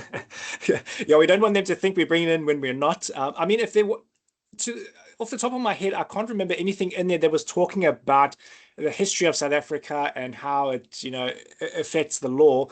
They were, to the best of my recollection, talking about the death penalty, and no one could really give a good argument as to the death penalty being deterring to criminals, etc., etc. But if there was something in there that brought to life, like for instance in the City of Tshwane case, where the court was specifically talking about, we have to interpret and view things in light of history. If it had something along those lines, then awesome, you can use it. But off the top of my head, I don't remember anything specifically in that case that would relate here. Okay, all right, thank you. Perfect. Akapani? Good evening. So yes, I would say the history of South Africa is relevant when a court is deciding a constitutional matter. So I think before diving into actually adding case law, I would also stipulate how the injustice of the past need to be highlighted in order for us to know exactly what we're moving into. Like, for example, besides the injustices, to state that in the past we had a parliamentary sovereignty whereby the court couldn't then invalidate any laws possible. So meaning that with that history, we now know that when we decide when we decide on a case, the the constitutionality of the case, we know that not only are we deciding on that case, but we can see the powers that we now have to actually state that a case is invalid based on the substance of the case, not just to follow on the form of the case, not only to have a look at whether the procedures were followed correctly, but also to also have a look at the substance of the case. And then also I'd related to the same case that a lot of the other attendees here have been saying, which is the City of Tshwane municipality versus the AfriForum, whereby even the Chief Justice at the time had also stated the Chief Justice at the time also stated that in order for us to reflect carefully as to the change that we are proposing, or rather the changes that we want amended, we need to also have a look at the injustice of the past in order to make sure that whatever we're stating now as law, we need to make sure that the people who are living in South Africa, not necessarily the citizens, but the populace of South Africa, are actually comfortable to be living in here. They should also enjoy the same freedom that is also given in the actual constitution, right? To ensure that they're not stripped of anything. They're still able to enjoy it without reflecting back to what was happening in apartheid and the apartheid era. And then I think the other case would also be the EFF case. With that case, I think I would touch more onto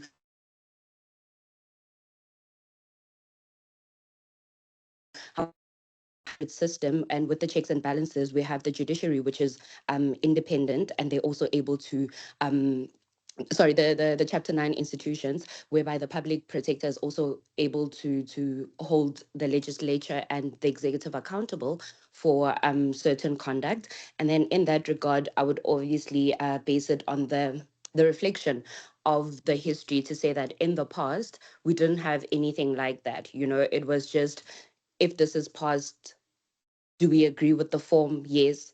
Are we concerned with whether this was constitutional or not? No, we're caring only of the process that was undertaken. I don't know if that makes sense, but yeah. Yeah, no, it's good. It sounds like you've really given us 2 pages of information, eh? Now, you know? But yes, excellent. I liked where it went. Actually, I think the most pertinent one here, I had a little notes saying here where the court actually looked at the historical context of what happened to determine what was the most equitable way forward, because obviously the court has to judge everyone's rights and has to, on a balance of things, see what is the most equitable, what is the most just way forward. And they actually said we've got to look at the Constitution. Now, obviously, the historical context is not in of itself the defining character or the defining thing. They look to it to help them see what happened at that time. Why was a certain law passed? Why was the Constitution written the way it was? Why were certain things done the way they were? And that just gives the court more of a broader context as to what's going on. And then from that, they can obviously, you know, make a more informed decision. So yes, absolutely. You guys are all spot on. I see in the chat as well. You guys were all 100% on spot. Indeed, history is always important, and the case I would use here is, as everyone's been mentioning, I think we're pretty unanimous on that one, is the City of Tshwane case versus AfriForum. I think it's a very excellent case. I think let me just pull up on my side. Let's see, paragraphs 2 and 8 I've marked on my side were the most pertinent ones there, where the court was talking about the historical context. But yeah, you guys were all spot on. Let's do the last Darren, question. sorry. I'm so sorry. Before you move on, right? I think I had a note for the previous speaker before I said, before I spoke, right? Because they were asking if they were to be penalized if they were to use that other case, the S versus Makwanyane, right? So I think, yes, we would be penalized in that case, because the main figure here, it says since 2015, and that case is before 2015. So just a little bit of nitty-gritties to have a look out of with regards to following the instruction in that regard. Excellent. Would that be? No, that's 100%. Even I missed that last part with 2015. But yeah, you're spot on. So you'd either lose marks or they'd give you no marks for that particular case. But yeah, spot on. Eagle eyes, eh? Awesome. All right, let's do the last question for tonight, and then you guys can at least go and relax a bit, because sure, I think I need like a big cup of coffee at this point. Maybe a chocolate chip biscuit. Yeah, I need a cookie. Oh, see, now I'm getting hungry now. But anyways, question 5, the last one for tonight. Provide sound explanations and specific reference to relevant case law to show how the concepts of the rule of law and fit and proper apply to persons elected to or appointed to positions in terms of the Constitution of the Republic of South Africa. Your answer must include a discussion of whether there are any limitations regarding who is eligible for election or appointment to the specified positions. Sure, that's quite a mouthful. And if we look at that, that's 30 marks out of the 100 marks for our paper. So this is a third of, or almost a third of our marks. So we've got to make sure that, you know, we've left an hour just for this particular question. So maybe what you might want to do on Saturday, before you jump into answering anything, maybe just take a quick gander over the paper, see how many marks allocated for each one. I saw someone mentioning something about that it's not going to be a 100-mark paper. It's going to be something like a 70 or 75-mark paper, whatever the case might be. But regardless, have a look how many marks the whole paper is, and then see what has the highest amount, because then you can work out more or less in your mind, okay, I've got a question that's worth half the marks for this exam. My exam is 4 hours long. Therefore, I need to, you know, put aside like an hour and a half or 2 hours just for that one. You don't want to get snookered up in the first questions where they're, oh, easy, true, false, true, false, true, false. You spend half your exam time on 15 marks and you have a bit of a slight hiccup. But anyway, we're getting sidetracked there. All right, so what do you guys think of this particular question? What would we say about fit and proper people? Okay, so for this one, I'm not expecting you to give me section numbers, etc., unless you have them available. But to your mind, what pops to your mind when you think of the concept of rule of law and fit and proper? Kapana? Can I try? But then I don't have all the answers, right? But with regards to that, how I'm understanding the question. So, firstly, I think I would dissect the question first because it's already talking about two different spaces. Like by spaces, I mean it's talking about elected persons and appointed persons. And already by then we can already see that with elected persons, these would be people in parliament versus appointed people who would be like your judicial officers, right? So with regards to that, I think I would reference it back to section 174 of the Constitution, which has the appointment of judicial officers. So it states that subsection 1 states any appropriately qualified woman or man who is a fit and proper person may be appointed as a judicial officer. And then with regards to stating that, so obviously now we know with the appointment, we get in the recommendation from the Judicial Service, the Judicial Services, is it the JSC? Yeah, Judicial Service Commission, right? So in order for them then, I don't know how I'm going to put it together, but then that is the section that I would use in that regard.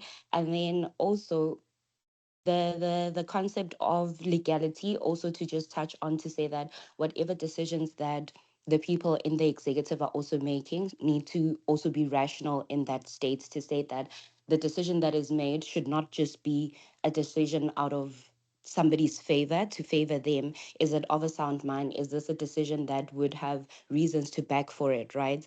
And now that I'm saying it, the one that I'm thinking of is the one for the Langa versus Hlophe case, whereby in that case, I'm not sure if I've got my notes correct here, but then somehow in that case, it was then um oh, no, no, sorry. I wanted to speak about the one where the president actually changed the cabinet overnight, right? And then, yes, it Yes. was within his scope to change the cabinet overnight. However, not to change overnight, sorry, it was within his scope to change the cabinet because he has the constitutional duty regarding that. However, because it was done overnight, it raises a question regarding the legality of it. Like, couldn't this be something that was done during maybe working hours, number one? Number two, what is he basing it on? He was basing it on a report that says that people are against him or people are working, the ministers, his ministers are working towards getting him off or maybe like selling him out, if I may put it in a way. So then, yeah, he was making decisions that are not sound in that space, meaning that the rule of law and the legality, the principle of legality wasn't upheld, because then the constitution, the supremacy of the constitution also wasn't upheld, because if he did that, he didn't do something according to what he's constitutionally responsible for. I don't know if I'm making sense in that regard. And then with regards to the elected people, that's where then we know that we look at people from the outside, although we don't have a particular say as to who will then run the country. But because we are voting and we're voting for the different parties, we're trusting them. We're entrusting them for them to be fit and proper in that regard because of they are representing the majority. Sure, you've got quite a lot of content there. That's awesome. Yeah, I think you've got quite a bit there that you can work with. You'll just have to work around how do you now fit that in, because on this one, let me have a quick look here. So we've got two terms we're going to talk about. We've got the concepts of rule of law, fit and proper, and elected people. So that's quite a few different paragraphs that you'd have to wrap up. I like where you're talking about like the rule of law and our one-hit wonder finance minister who was appointed on a Friday and gone by the Monday. I think that is an excellent example. I'm not sure what the case law or what reference we'd be able to use for that, but if we could include that, I think that would be quite awesome. But yeah, I think you're well on your way there. Let's see, we've got Sibusiso. What have you got for us? Yes, thanks, Darren. I've got the Democratic Alliance case of 2012 about the appointment of the NDPP. It's Menzi Similan. I think it covers the principle of legality. Yeah, it covers the principle of legality, that one. What else? Yeah, I've lost my trail of thoughts, but I know that it covers some lot of things. Okay, no, awesome. I hope all your colleagues are busy quickly, furiously writing down all those cases you mentioned, because you never know, you might need them. Yes, I've just remembered. It covers the principle of legality and it covers the fit and proper when it refers to a Ginwala report about the credibility and honesty of Mr. Menzies Milan, that he was not a fit and proper person. Oh, awesome. Lucia? Adira, first of all, my head is spinning. But just to try and attempt to answer this question, I think I would say I want to, I'm leaning to agree. Not I'm leaning. I'm agreeing with the previous lady, and I just want to add on to what she said that I would say that the concept of the rule of law and the fit and proper, they how do you put it, like central in determining who can be elected or appointed to our constitutional offices, and the principles to ensure that public power is exercised in a manner that is one, lawfully, two, rationally, and maybe one could even say by persons of integrity, and by safeguarding our constitutional democracy. So I would say that, but of course it's 30 marks. I would also speak about the relevant section, which is section 1C of the Constitution, right? I'd speak about that. And then I would also speak about, okay, the cases that come to mind is the one, the Fetshaw Life Assurance versus the Greater Johannesburg 1999. Maybe paragraph 56 that talks about how public power must be exercised within the limits of the Constitution, right? And I think I've abused this case tonight, but the EFF versus Speaker, paragraph 152, where it talks about the Constitution, it demands for us, or demands for accountability, responsiveness, and openness. And I would then speak about, when I speak about the fit and proper. I might be wrong, but isn't it that fit and proper speaks about our judges? Well, fit and proper is just a term to apply to, let's say, a person's character, competence, etc. So they've got to be fit and proper for a position. So that would apply regardless if you're a judge or whatever the case might be. So I think in that case, then we can talk about section 1741 of the Constitution that talks about that any appropriately qualified person who is fit and proper may be appointed. And then I would also speak about the DA versus president. I think our previous speaker talked about it. Maybe from the angle on paragraph 37 to 38 that talks about the fit and proper requirement involves integrity, honesty, and consciousness. And maybe paragraph 43 that talks about failure to properly assess these qualities, it renders that appointment invalid. And awesome. I think we need to yeah. You're writing everyone's essay now. I think you need to give them a chance because you're taking all their gold stars. I'm done then. I'm done. No, it's excellent. But yeah, I think you're doing all their homework now. I think we need to put them in the hot seat just so that they can feel what it's like to work on the spot. But I mean, that is excellent. And to think that you've only had how many minutes? You've had 5 minutes to think about all this and to come up with all this. To be honest, Darren, I did the question paper during the day. Honestly, Oh, well, that's good. At least you remember. So if you get a question on Saturday, you'll be like, hold on, wait, I know this. I expect good results now, eh? Oh, that's quiet. No, but it's awesome. I really liked how you're putting it together. So no, you're definitely on the right track there. I think you've written everyone's essay for them as well. But let's see if we can give somebody else a chance here quickly. What about Miss R. Duste? Hi there, thank you. On the topic of speaking of the Shaw case, that instituted a challenge of administrative justice, and the court held that powers were not administrative in nature, and it went against constitutional rights. I'm not sure if that would be applicable to them, to the basically the powers being fit and proper, as it goes against what's it, the Bill of Rights, I think. And then also the principle of legality. So in the instance with the rule of law, it determines whether public bodies act lawfully or not. The principle of legality can also be applied in any instance of exercise of public power, and it can be tested to determine whether they can conform to that principle. And the principle of legality is captured in the dictum of Nkobu J, Medicines Trust and Others versus Minister of Health and Other. And they speak about the exercise of the public power, and they must comply with the Constitution, which is the supreme law, and the doctrine of legality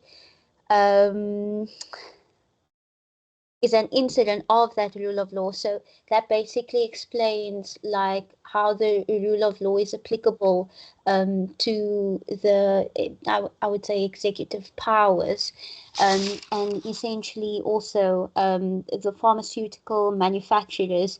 The president mistakenly brought into force legislation as well, which I guess is improper. But yeah, I'm not really sure how like it would tie all together as the other cases like with the EFF and the DA and all. But I was wondering because they really do explain how the rule of law is applicable. It explains how the Constitution applies. The rule of law applies to the Constitution. And how basically they're all tied together. So I was wondering if maybe those all three would have anything to do with each other. They are definitely good cases. I like what you're mentioning with them. You'll just have to find out now, how do we tie them, as you mentioned, together? I would probably, because this question, let me just switch screens quickly. So on our question here, they want to know about rule of law. They want to know about fit and proper. Then they want to know elected and appointed positions and limitations. So there's actually 4 components to this question. What you could do is dedicate maybe 2 paragraphs or 3 paragraphs to doing that rule of law, where you can actually, as you've just mentioned now, you can dig into them a bit deeper and explain why they're applicable. Like, you know, they did this, it's for the exercise of power, they exceeded their power. So you could take those ones and then actually have a, let's say, a subheading that says rule of law, and then you can put those 3 cases in there and explain why they apply to the rule of law. Then someone was also talking about the fit and proper section. You could have a heading in there for fit and proper, and you could have 2 or 3 paragraphs where you go over the different cases explaining what fit and proper is. Someone on the chat mentioned that it was to do with character and competence, and I think that's quite a nice way to sum it up. Now, obviously, when you're writing it in the exam, you have to have a bit more than that, but you could even end with, you know, in essence, you know, fit and proper is a person's character and competence. So those cases are definitely interesting to use. You'll just have to find out how you'd include it. I would probably include it by putting a subheading. First subheading being for the rule of law, second subheading being fit and proper. My third subheading would be for persons appointed to positions and limitations, because there are obviously certain limitations on who can do what and who cannot do what.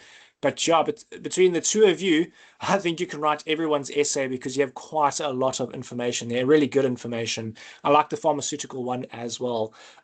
Before I give you the notes I had, see, Kapana, you got your hand up. Darren, I just needed some clarity regarding this case. I don't know if that would be then applicable. So the case of the DA, I'm not sure if she was speaking about the same one actually. The DA versus the Minister of International Relations and Compliance, whereby we were then should I say removed or withdrawn? Yeah, whereby the minister went and withdrew South Africa from the actual Rome Statute. Would that not then also in a way comply with to show how the concepts of rule of law and fit and proper then apply to the persons elected? This is because then there was no compliance in that sense. Right. I was talking about the case, the DA Okay. versus the Minister of International Relations and Cooperation, Okay. 2017. Ne? Yes, yes. I don't know, but that's what the one I was talking about. Okay, fantastic. Thank you. I just needed clarity if it was the same one. That fits in beautifully with the rule of law, not so much with fit and proper, but definitely with the rule of law. You can use that as a good example of the importance of the rule of law, because the executive took a decision that was needed for the legislature. The legislature was supposed to take that decision. So in essence, they violated the rule of law because they exceeded their authority. So that would definitely fit in under that heading. Okay, thank you. Let's see. We've got one last hand up. Lino, what do you have for us? So Darren, I'm not quite sure if I understand question 5 or what is required from us. I'm seeing the rule of law, fit and proper. I don't know. I don't understand what fit and proper means. Can you please explain? Can you please answer this question for me? Question 5. All right, so I've got a couple of notes that we'll go through. You guys actually have done an awesome job. I think between you guys, you've written everyone's essay here tonight, so that's quite impressive. I'm very impressed with you guys. But yeah, so rule of law in a nutshell means that there is no one above the law. We all have to follow the law. And that example they had with the DA versus the minister there, the executive didn't follow the rule of law because that was a piece of legislation and only the parliament could withdraw us from the Rome Statute, but the executive said, we're leaving, send all the paperwork off. So in that case, they didn't follow the rule of law. They violated that rule of law. With regards to fit and proper, when we appoint people to certain positions, whether it be the NPA head or the public protector or a judge or whatever the case might be, you'll see a lot of times in the Constitution it says that they need to be fit and proper. So that's applying to a person's, as they mentioned in the chat, the character and competence of a person. So fit and proper meaning that you have to be trained, you have to have the knowledge, the skills, etc., to be able to function in the position that you are being placed in. But at the same time, your character is also very important. We can't have an unscrupulous person who is greedy and is known to take bribes placed in the position of the Minister of Finance or to be put in charge of the NPA, things along those lines. So we need to make sure that when we appoint these people, they are fit and proper. They've got the correct character, they're upstanding people, they've got integrity, and that they also have the training, experience, skills, etc. necessary for their job. We can't just go and put in, let's say, a judge who's never been a judge a day in their lives and has only just got their LLB degree last year, as an example. That person wouldn't be fit and proper. They might have an awesome character, but they don't necessarily have the skills and experience needed for the job. So they would fail that requirement of fit and proper. And then with regards to the elected positions, there are certain positions that specifically mention a fit and proper person. And then lastly, with limitations, certain people are not able to stand for a position. So for example, we've got that EFF, we've got Malema, who was found guilty, and he had something like, 5 years or something. It was for an unlicensed firearm, ammunition, discharging in a public place, etc., etc. All of those came to something like 5 years, which would mean he can no longer be an MP in Parliament because there's a limitation. If you are convicted to more than 12 months without the option of a fine, you cannot hold a position in Parliament. So in that case, for instance, there's a limitation there regarding who's eligible to be elected as an MP, and the likewise goes for other appointed positions. I see you got your hand back up. Did you have a follow-on question? Yes, so fit and proper basically means that the person has to have a certain qualifications, experience. They should have no background of maybe any corruption taking place or anything like that. That's correct. I'm just busy scrolling through. I've got an actual note here. So this is from the Helen Suzman Foundation versus the President of the Republic of South Africa. This is the 2014 case, ZACC 32. Here, the court actually defined for us what fit and proper is. And at paragraph 63, it says that the overarching requirement for suitability is fit and proper, which broadly speaking means that the candidate must have the capacity to do the job well and the character to match the importance of the office. So there we go. We've got character and competence. You have to have that upstanding integrity, that ability, and then also the skills and experience for that job. So you are correct with that characterization. For those that want that case again, that is the Helen Suzman Foundation versus the President. It's the 2014 ZACC 32 case, and it's at paragraph 63 where they actually define what fit and proper is. And I'd use that for this case because it's literally telling us what we want to define. So also for my apologies for interjecting. So for rule of law, since you mentioned that it means no one is above the law, then you also referred to the case of Julius Malema and the 5 years and gun whatnot. Can we also include the Ramaphosa one with the Phala case? Or since it's not well, I don't know if we can include that because all that was challenged there was the decision of Parliament not to hold a vote of a motion in him. It wasn't necessarily talking about the merits of the case. So, yeah, I mean, yeah. I mean, if you could work that in, I suppose you could. Yeah, off the top of my head, I'm not so sure, but you can try. Okay, thank you. Are we gonna have class tomorrow? No, this is the last one for this, well, before the exam. Oh, okay. There are recordings from the ones from last week and the previous weeks that you can go through, but this is the last one before Saturday. All right, thank you. Let's see. So we got Oral Wheeler.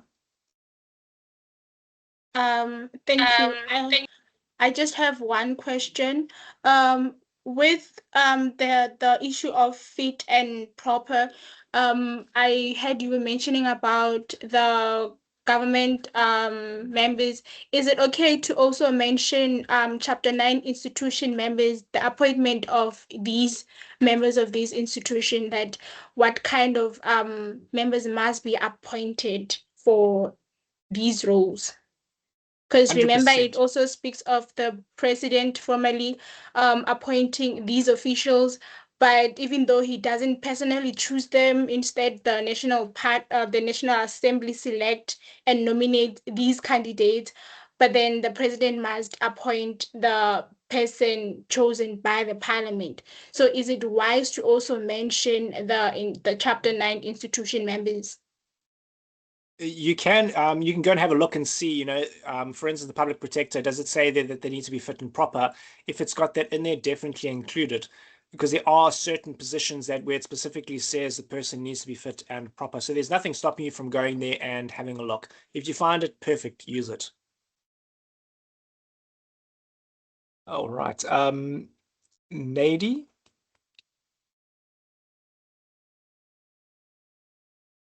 Hi. Oh, I was actually trying to answer to whoever who asked about the Phala thingy. I'm just thinking, in my opinion, that it might not be valid to use it as yet because there's not yet a result from that. Our president is not yet impeached, so there might not be so much to formulate from that case since it's ongoing. Yeah, that's what I wanted to say.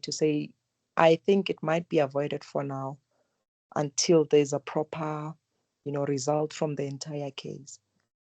It's a little bit early. The process hasn't finalized yet. Yes, that's what I'm referring to. I believe so too.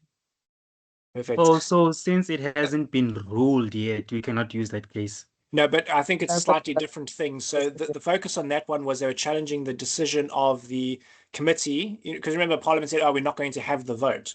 And that was what was challenged. They're not necessarily challenging his criminal liability, which would then affect his ability, eligibility to be an MP. That's actually a slightly different concept. So what's happened there is now they're being told they must go back and you can redo that because Parliament wasn't allowed to block you in essence. So our president is not yet found unfit and improper. He's still fit and proper because the case has not yet been ruled. Yeah, and the case wasn't necessarily about him being fit and proper. It was to do with the motion of no confidence. So even if the courts upheld it, it's not really talking about the president not being fit and proper. However, if it does go to Parliament and they vote on it and then they get rid of him, it depends on now they're doing a Section 89, a Section 102, etc. Because if you get impeached, you can never hold public office again, which is obviously a limitation on your ability to be appointed. But it just depends. They might go under a Section 102, in which case it's purely political. There's no detriment to that. But in any case, let's see. I've got one more hand up. Let's take that. Miss R. Daste. On the topic of the any limitations regarding who is eligible for election or appointment to the specified positions, I've noted that in Section 5.4 of the Constitution of the ANC states, ANC members who hold elective office in any sphere of governance at national, provincial, or local level are required to be members of the appropriate caucus to function within its rules and abide by decisions under general provisions of the Constitution.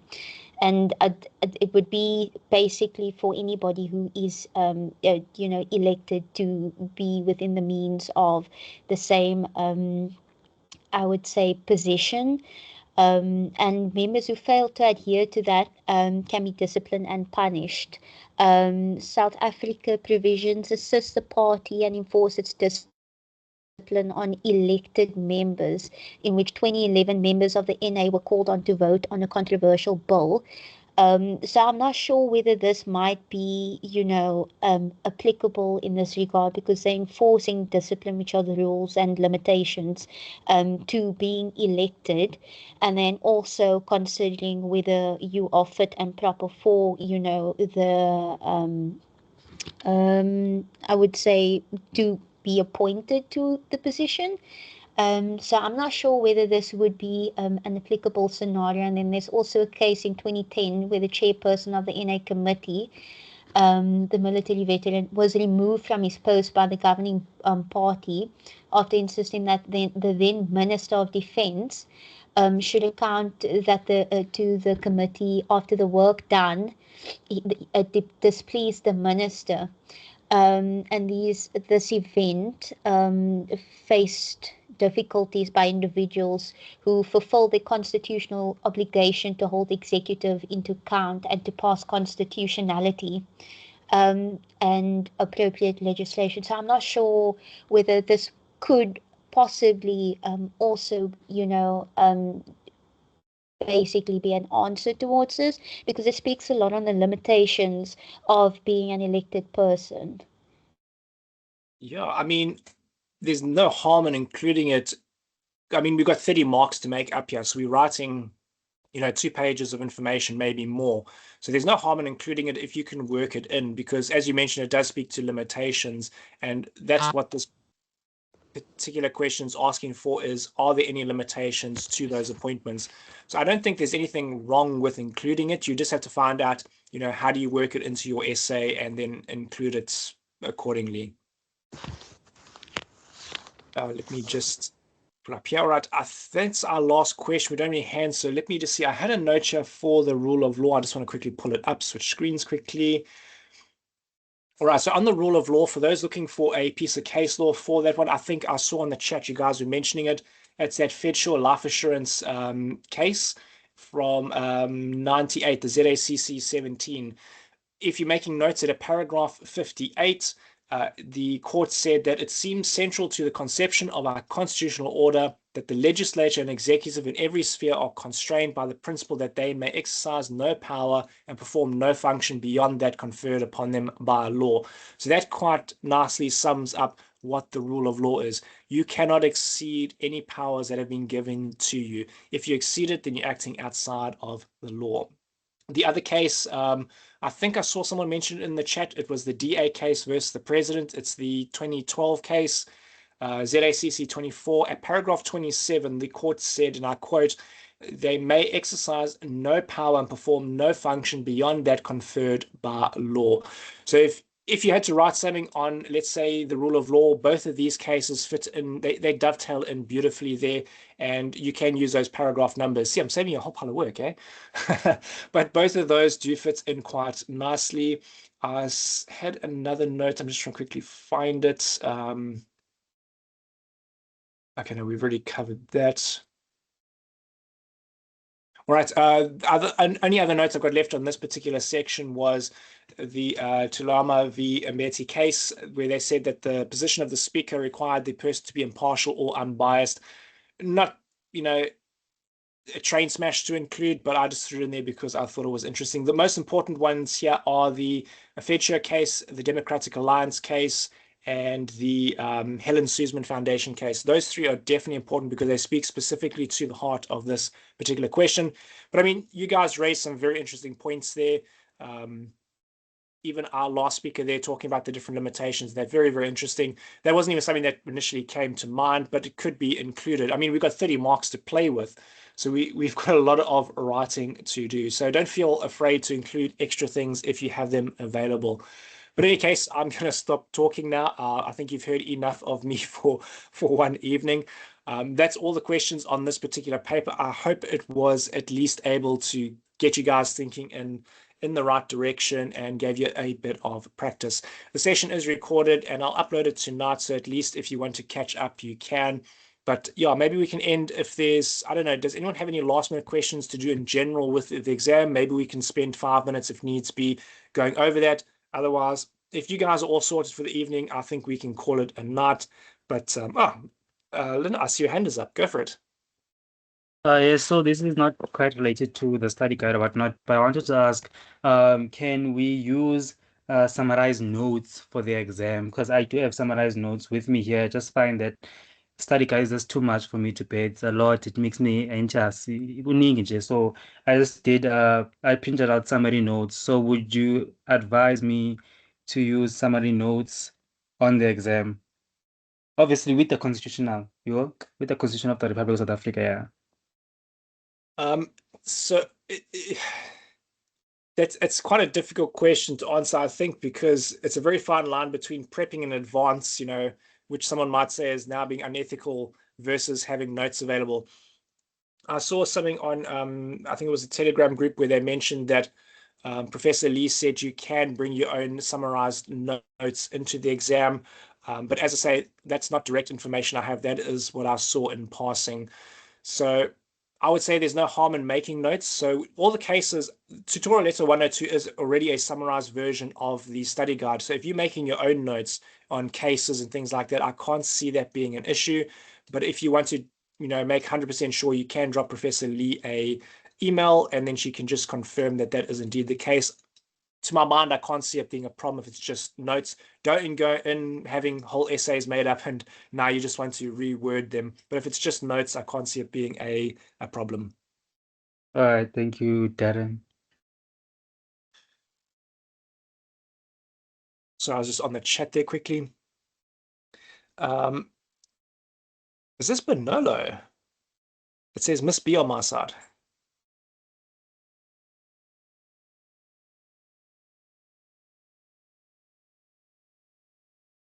Hello, Darren. Can you How's hear it? me? Yep, we can hear you. You.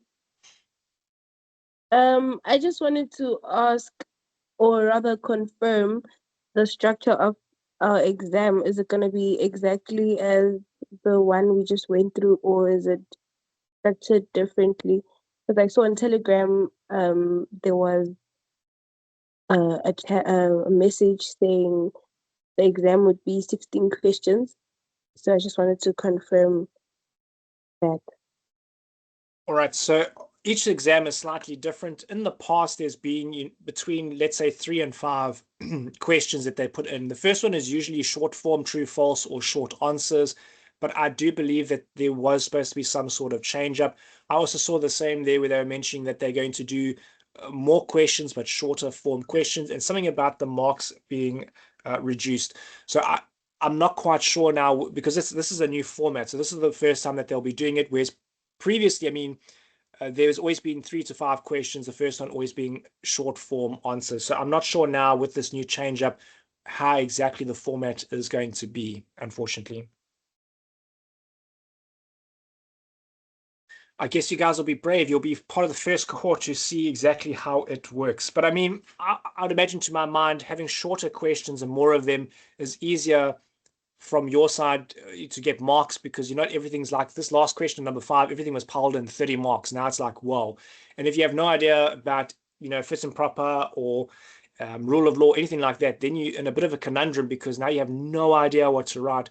Whereas at least if they're giving you mentioned 16 questions, well, if you're getting 70 marks, 16 questions, each one's only going to be like 4 marks a question. So at least it makes it a lot easier, I think, to do each one. It spreads the knowledge base over a much larger area. So at least if you're not familiar, let's say with chapter 8, but the other chapters, it gives you a better chance. But unfortunately, I can't be any more specific.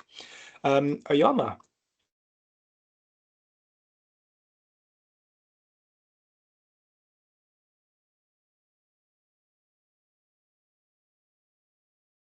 You just have to unmute your mic if you want to chat.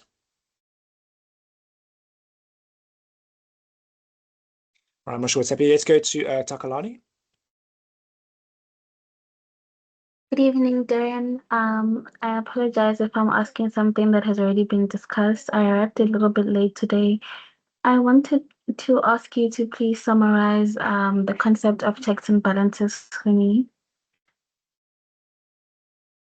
Checks and balances. We do have an entire video on that particular chapter, but in essence, the checks and balances is just to make sure that each branch of government doesn't overstep its bounds. So, for example, Parliament has its checks and balances over the executive to make sure that the executive doesn't go AWOL and do its own thing. If the president steps out of line or the cabinet steps out of line, Parliament can hold them to account. They have, a motion of confidence under Section 102. They can recall the president under Section 189. And they also can call people to account, come to the committee, come to Parliament, give a report of what's happening, etc. So Parliament is able to have oversight and accountability over, for instance, the executive. Likewise, let's take the courts. The judiciary are able to exercise a check and balance of power, because if Parliament passes a piece of legislation that is unconstitutional or invalid or unlawful, whatever the case might be, you can go to the courts and you can ask the courts to adjudicate the matter. And in that way, if the law is unlawful or unconstitutional, they are able to, step in and say, hold on, there's a problem with this law. So in that way, Parliament can't do anything at once, because we've got this check on its power via the courts. So each of the different branches are able to check the other branches with regards to what they can and can't do. So for example, Parliament can't go and handle the day-to-day running of the country. That's not Parliament's prerogative. Parliament is there to pass legislation and to hold the executive to account and to give broad guidelines of what the executive needs to do. The executive's job is to then fill in those broad guidelines, the acts, with regulations, and handle the day-to-day running of the country. It doesn't enforce law. It doesn't make law. All it does is implement what Parliament have already decided and do the day-to-day running. So each of those have their own sphere of power, if I want to call it that. So it's not all like it was previously, where we had a parliamentary sovereignty. Parliament had everything. And the parliaments at most could review if, the procedure was incorrect, but they couldn't really do anything. They had no substantive power. Whereas now we've broken them up into 3 different spheres. The judiciary is responsible for enforcing the law, or at least adjudicating the law. Parliament is responsible for making the law, amending the law, repealing the law, and the executive is responsible for the day-to-day run, able to check each other with what they can and cannot do. That's the quickest way I can sum it up in a couple of minutes, but we do have videos on YouTube that go into that into a lot more in depth, but hopefully that sort of points you in the right direction. Let's see, we've got Kapana. Yes, thank you, Darren. Which video is that one? I've been looking. Okay, let me see if I've got it might be chapter 3. I think that's when we started on.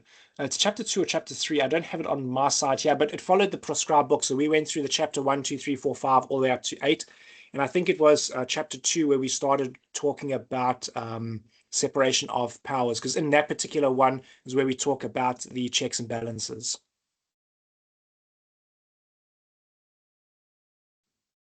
Right. Kapana, I see your hand is up. Yeah, Darren, I just need clarity for two different topics, right? I think I'll start with the multisphere, the multisphere governance, right?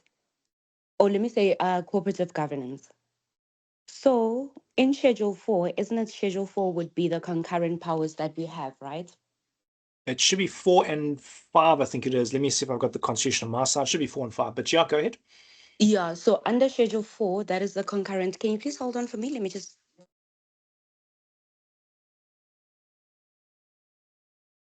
Okay, thank you. So and that's how I'm understanding it, right? Under Schedule 4, those are the concurrent powers, whereby both the national sphere as well as the provincial sphere can both legislate over those powers, right?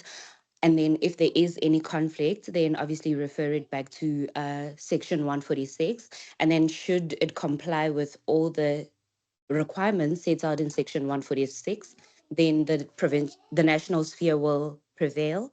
However, if it doesn't comply, then the provincial sphere will prevail, right? All right. So my question then, if you hop onto up onto Schedule 4, right? There's Part A and Part B.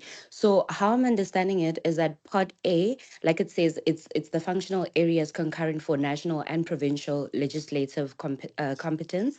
But Part B also includes now the local governmental matters, which is the local municipality, right?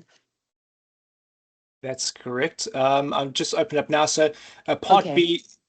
Part B is limited to Section 155. So there are certain instances where the Yes, national government yes. can intervene.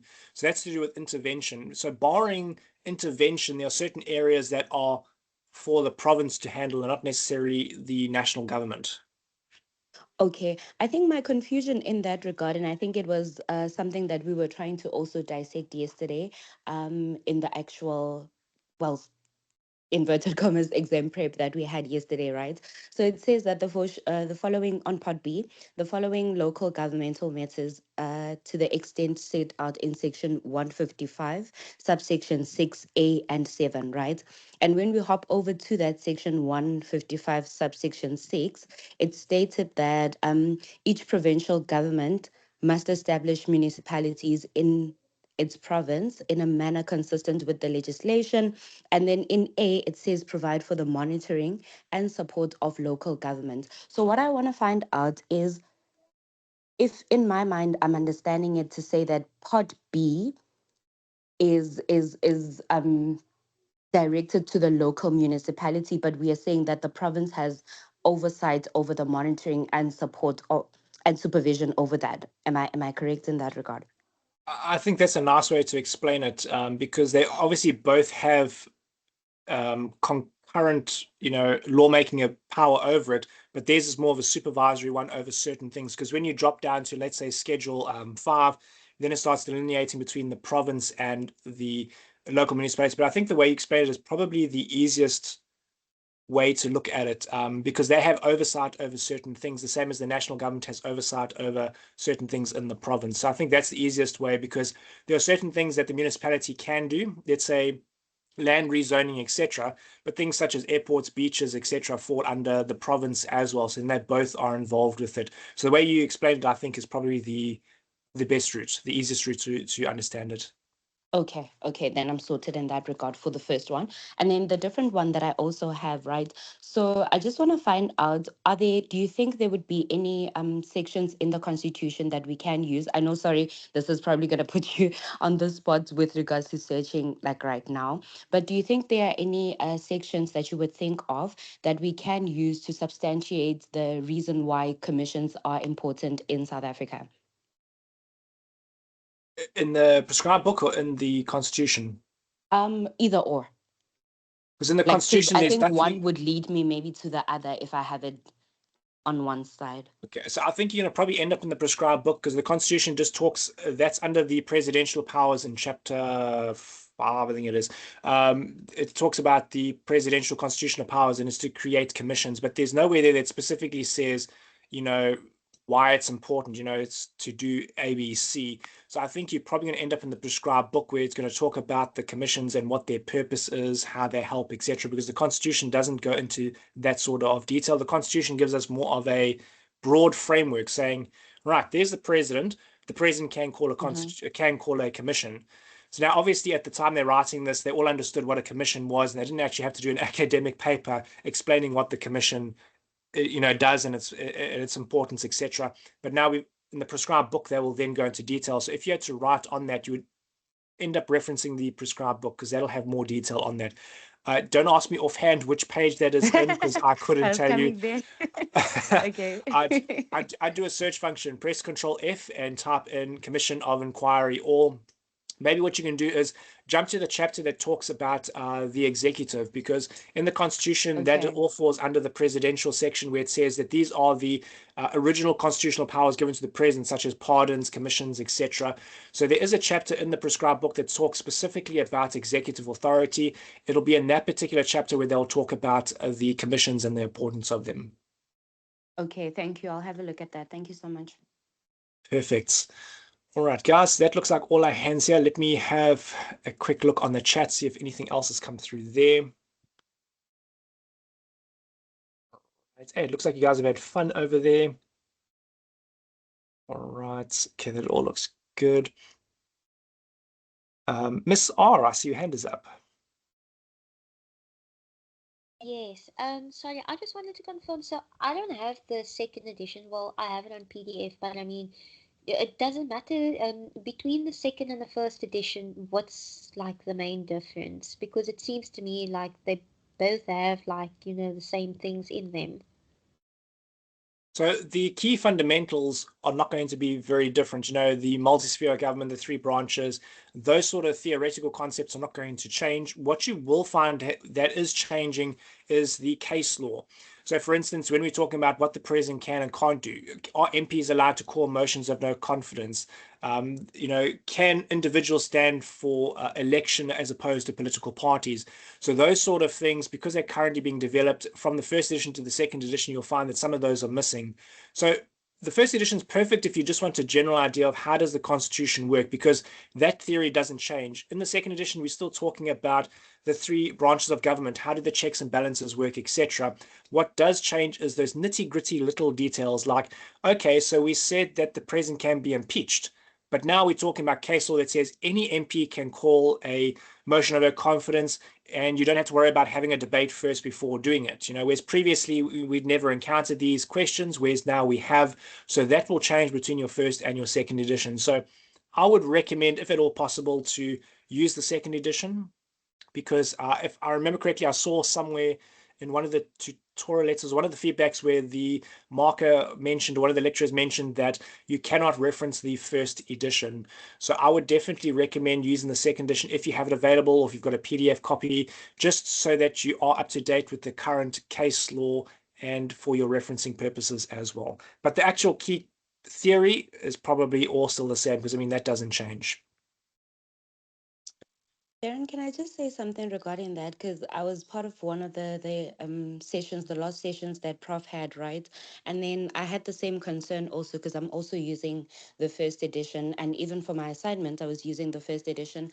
But what Prof said was all the information regarding the case law that is now relevant, that's not obviously in the first edition, is in the tutorial letter. So if you're going to use the outdated, I'll call it outdated, but the first edition, then you must couple it with the case law from the tutorial letter, just to see how you're going to then formulate your answers in that regard.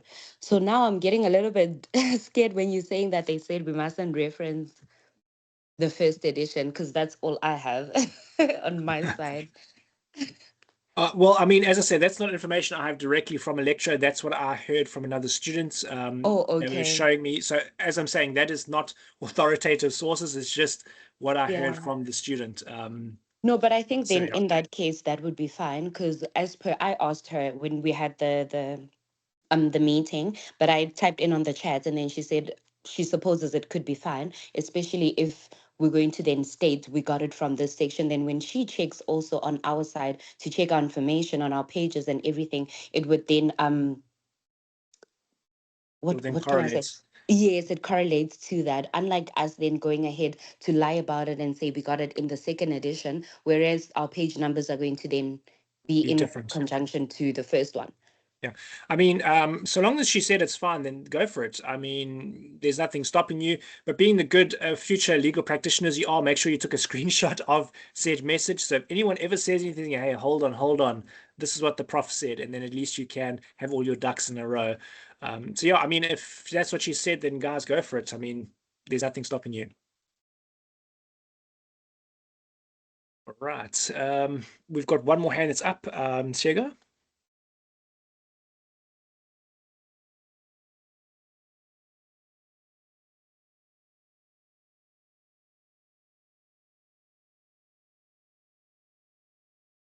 Hello. Hi there. Hello, can you hear me? Yes, I can hear you. Hello. Oh, Go for okay. it. I wanted to ask. Okay, I wanted to ask, ma'am. I was listening through your videos and I heard that you advised us to use SAFLI when we look for case laws, right?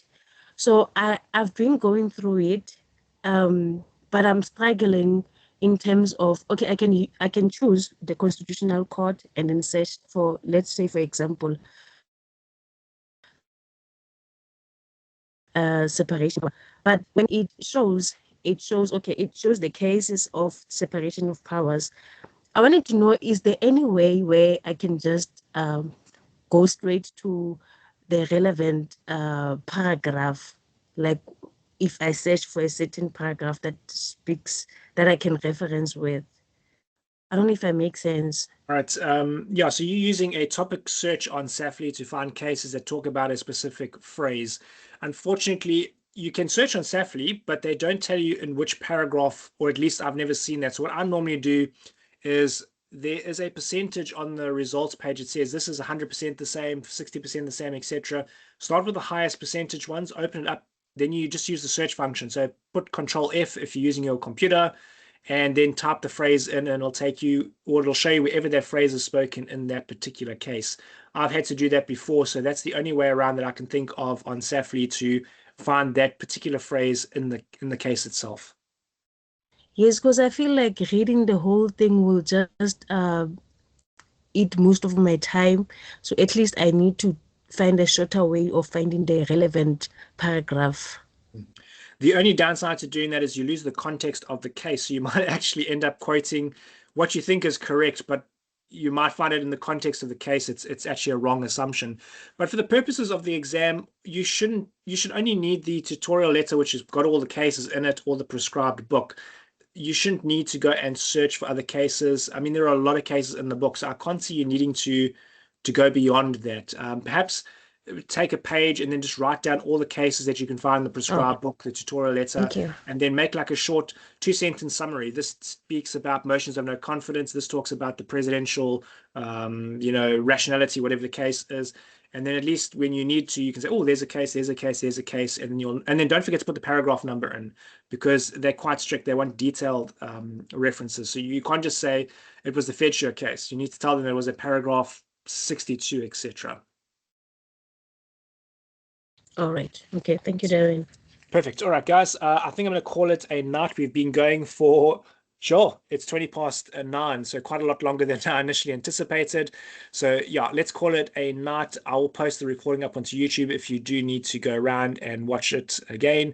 But anyways, hopefully this has helped. Wish you guys all the best for your exam on Saturday. And yeah, you guys will do well. If anything like tonight, don't stress, don't panic, take it easy, and I'm sure you guys will pass. But yeah, enjoy the rest of your evening, guys. I wish you all the best for your exam. Thank you. Bye. Thanks, Darren. Thank you so much. Bye, everyone. See you.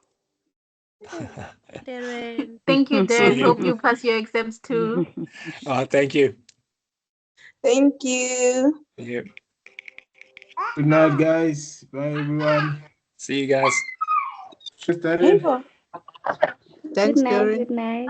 See you. Yeah.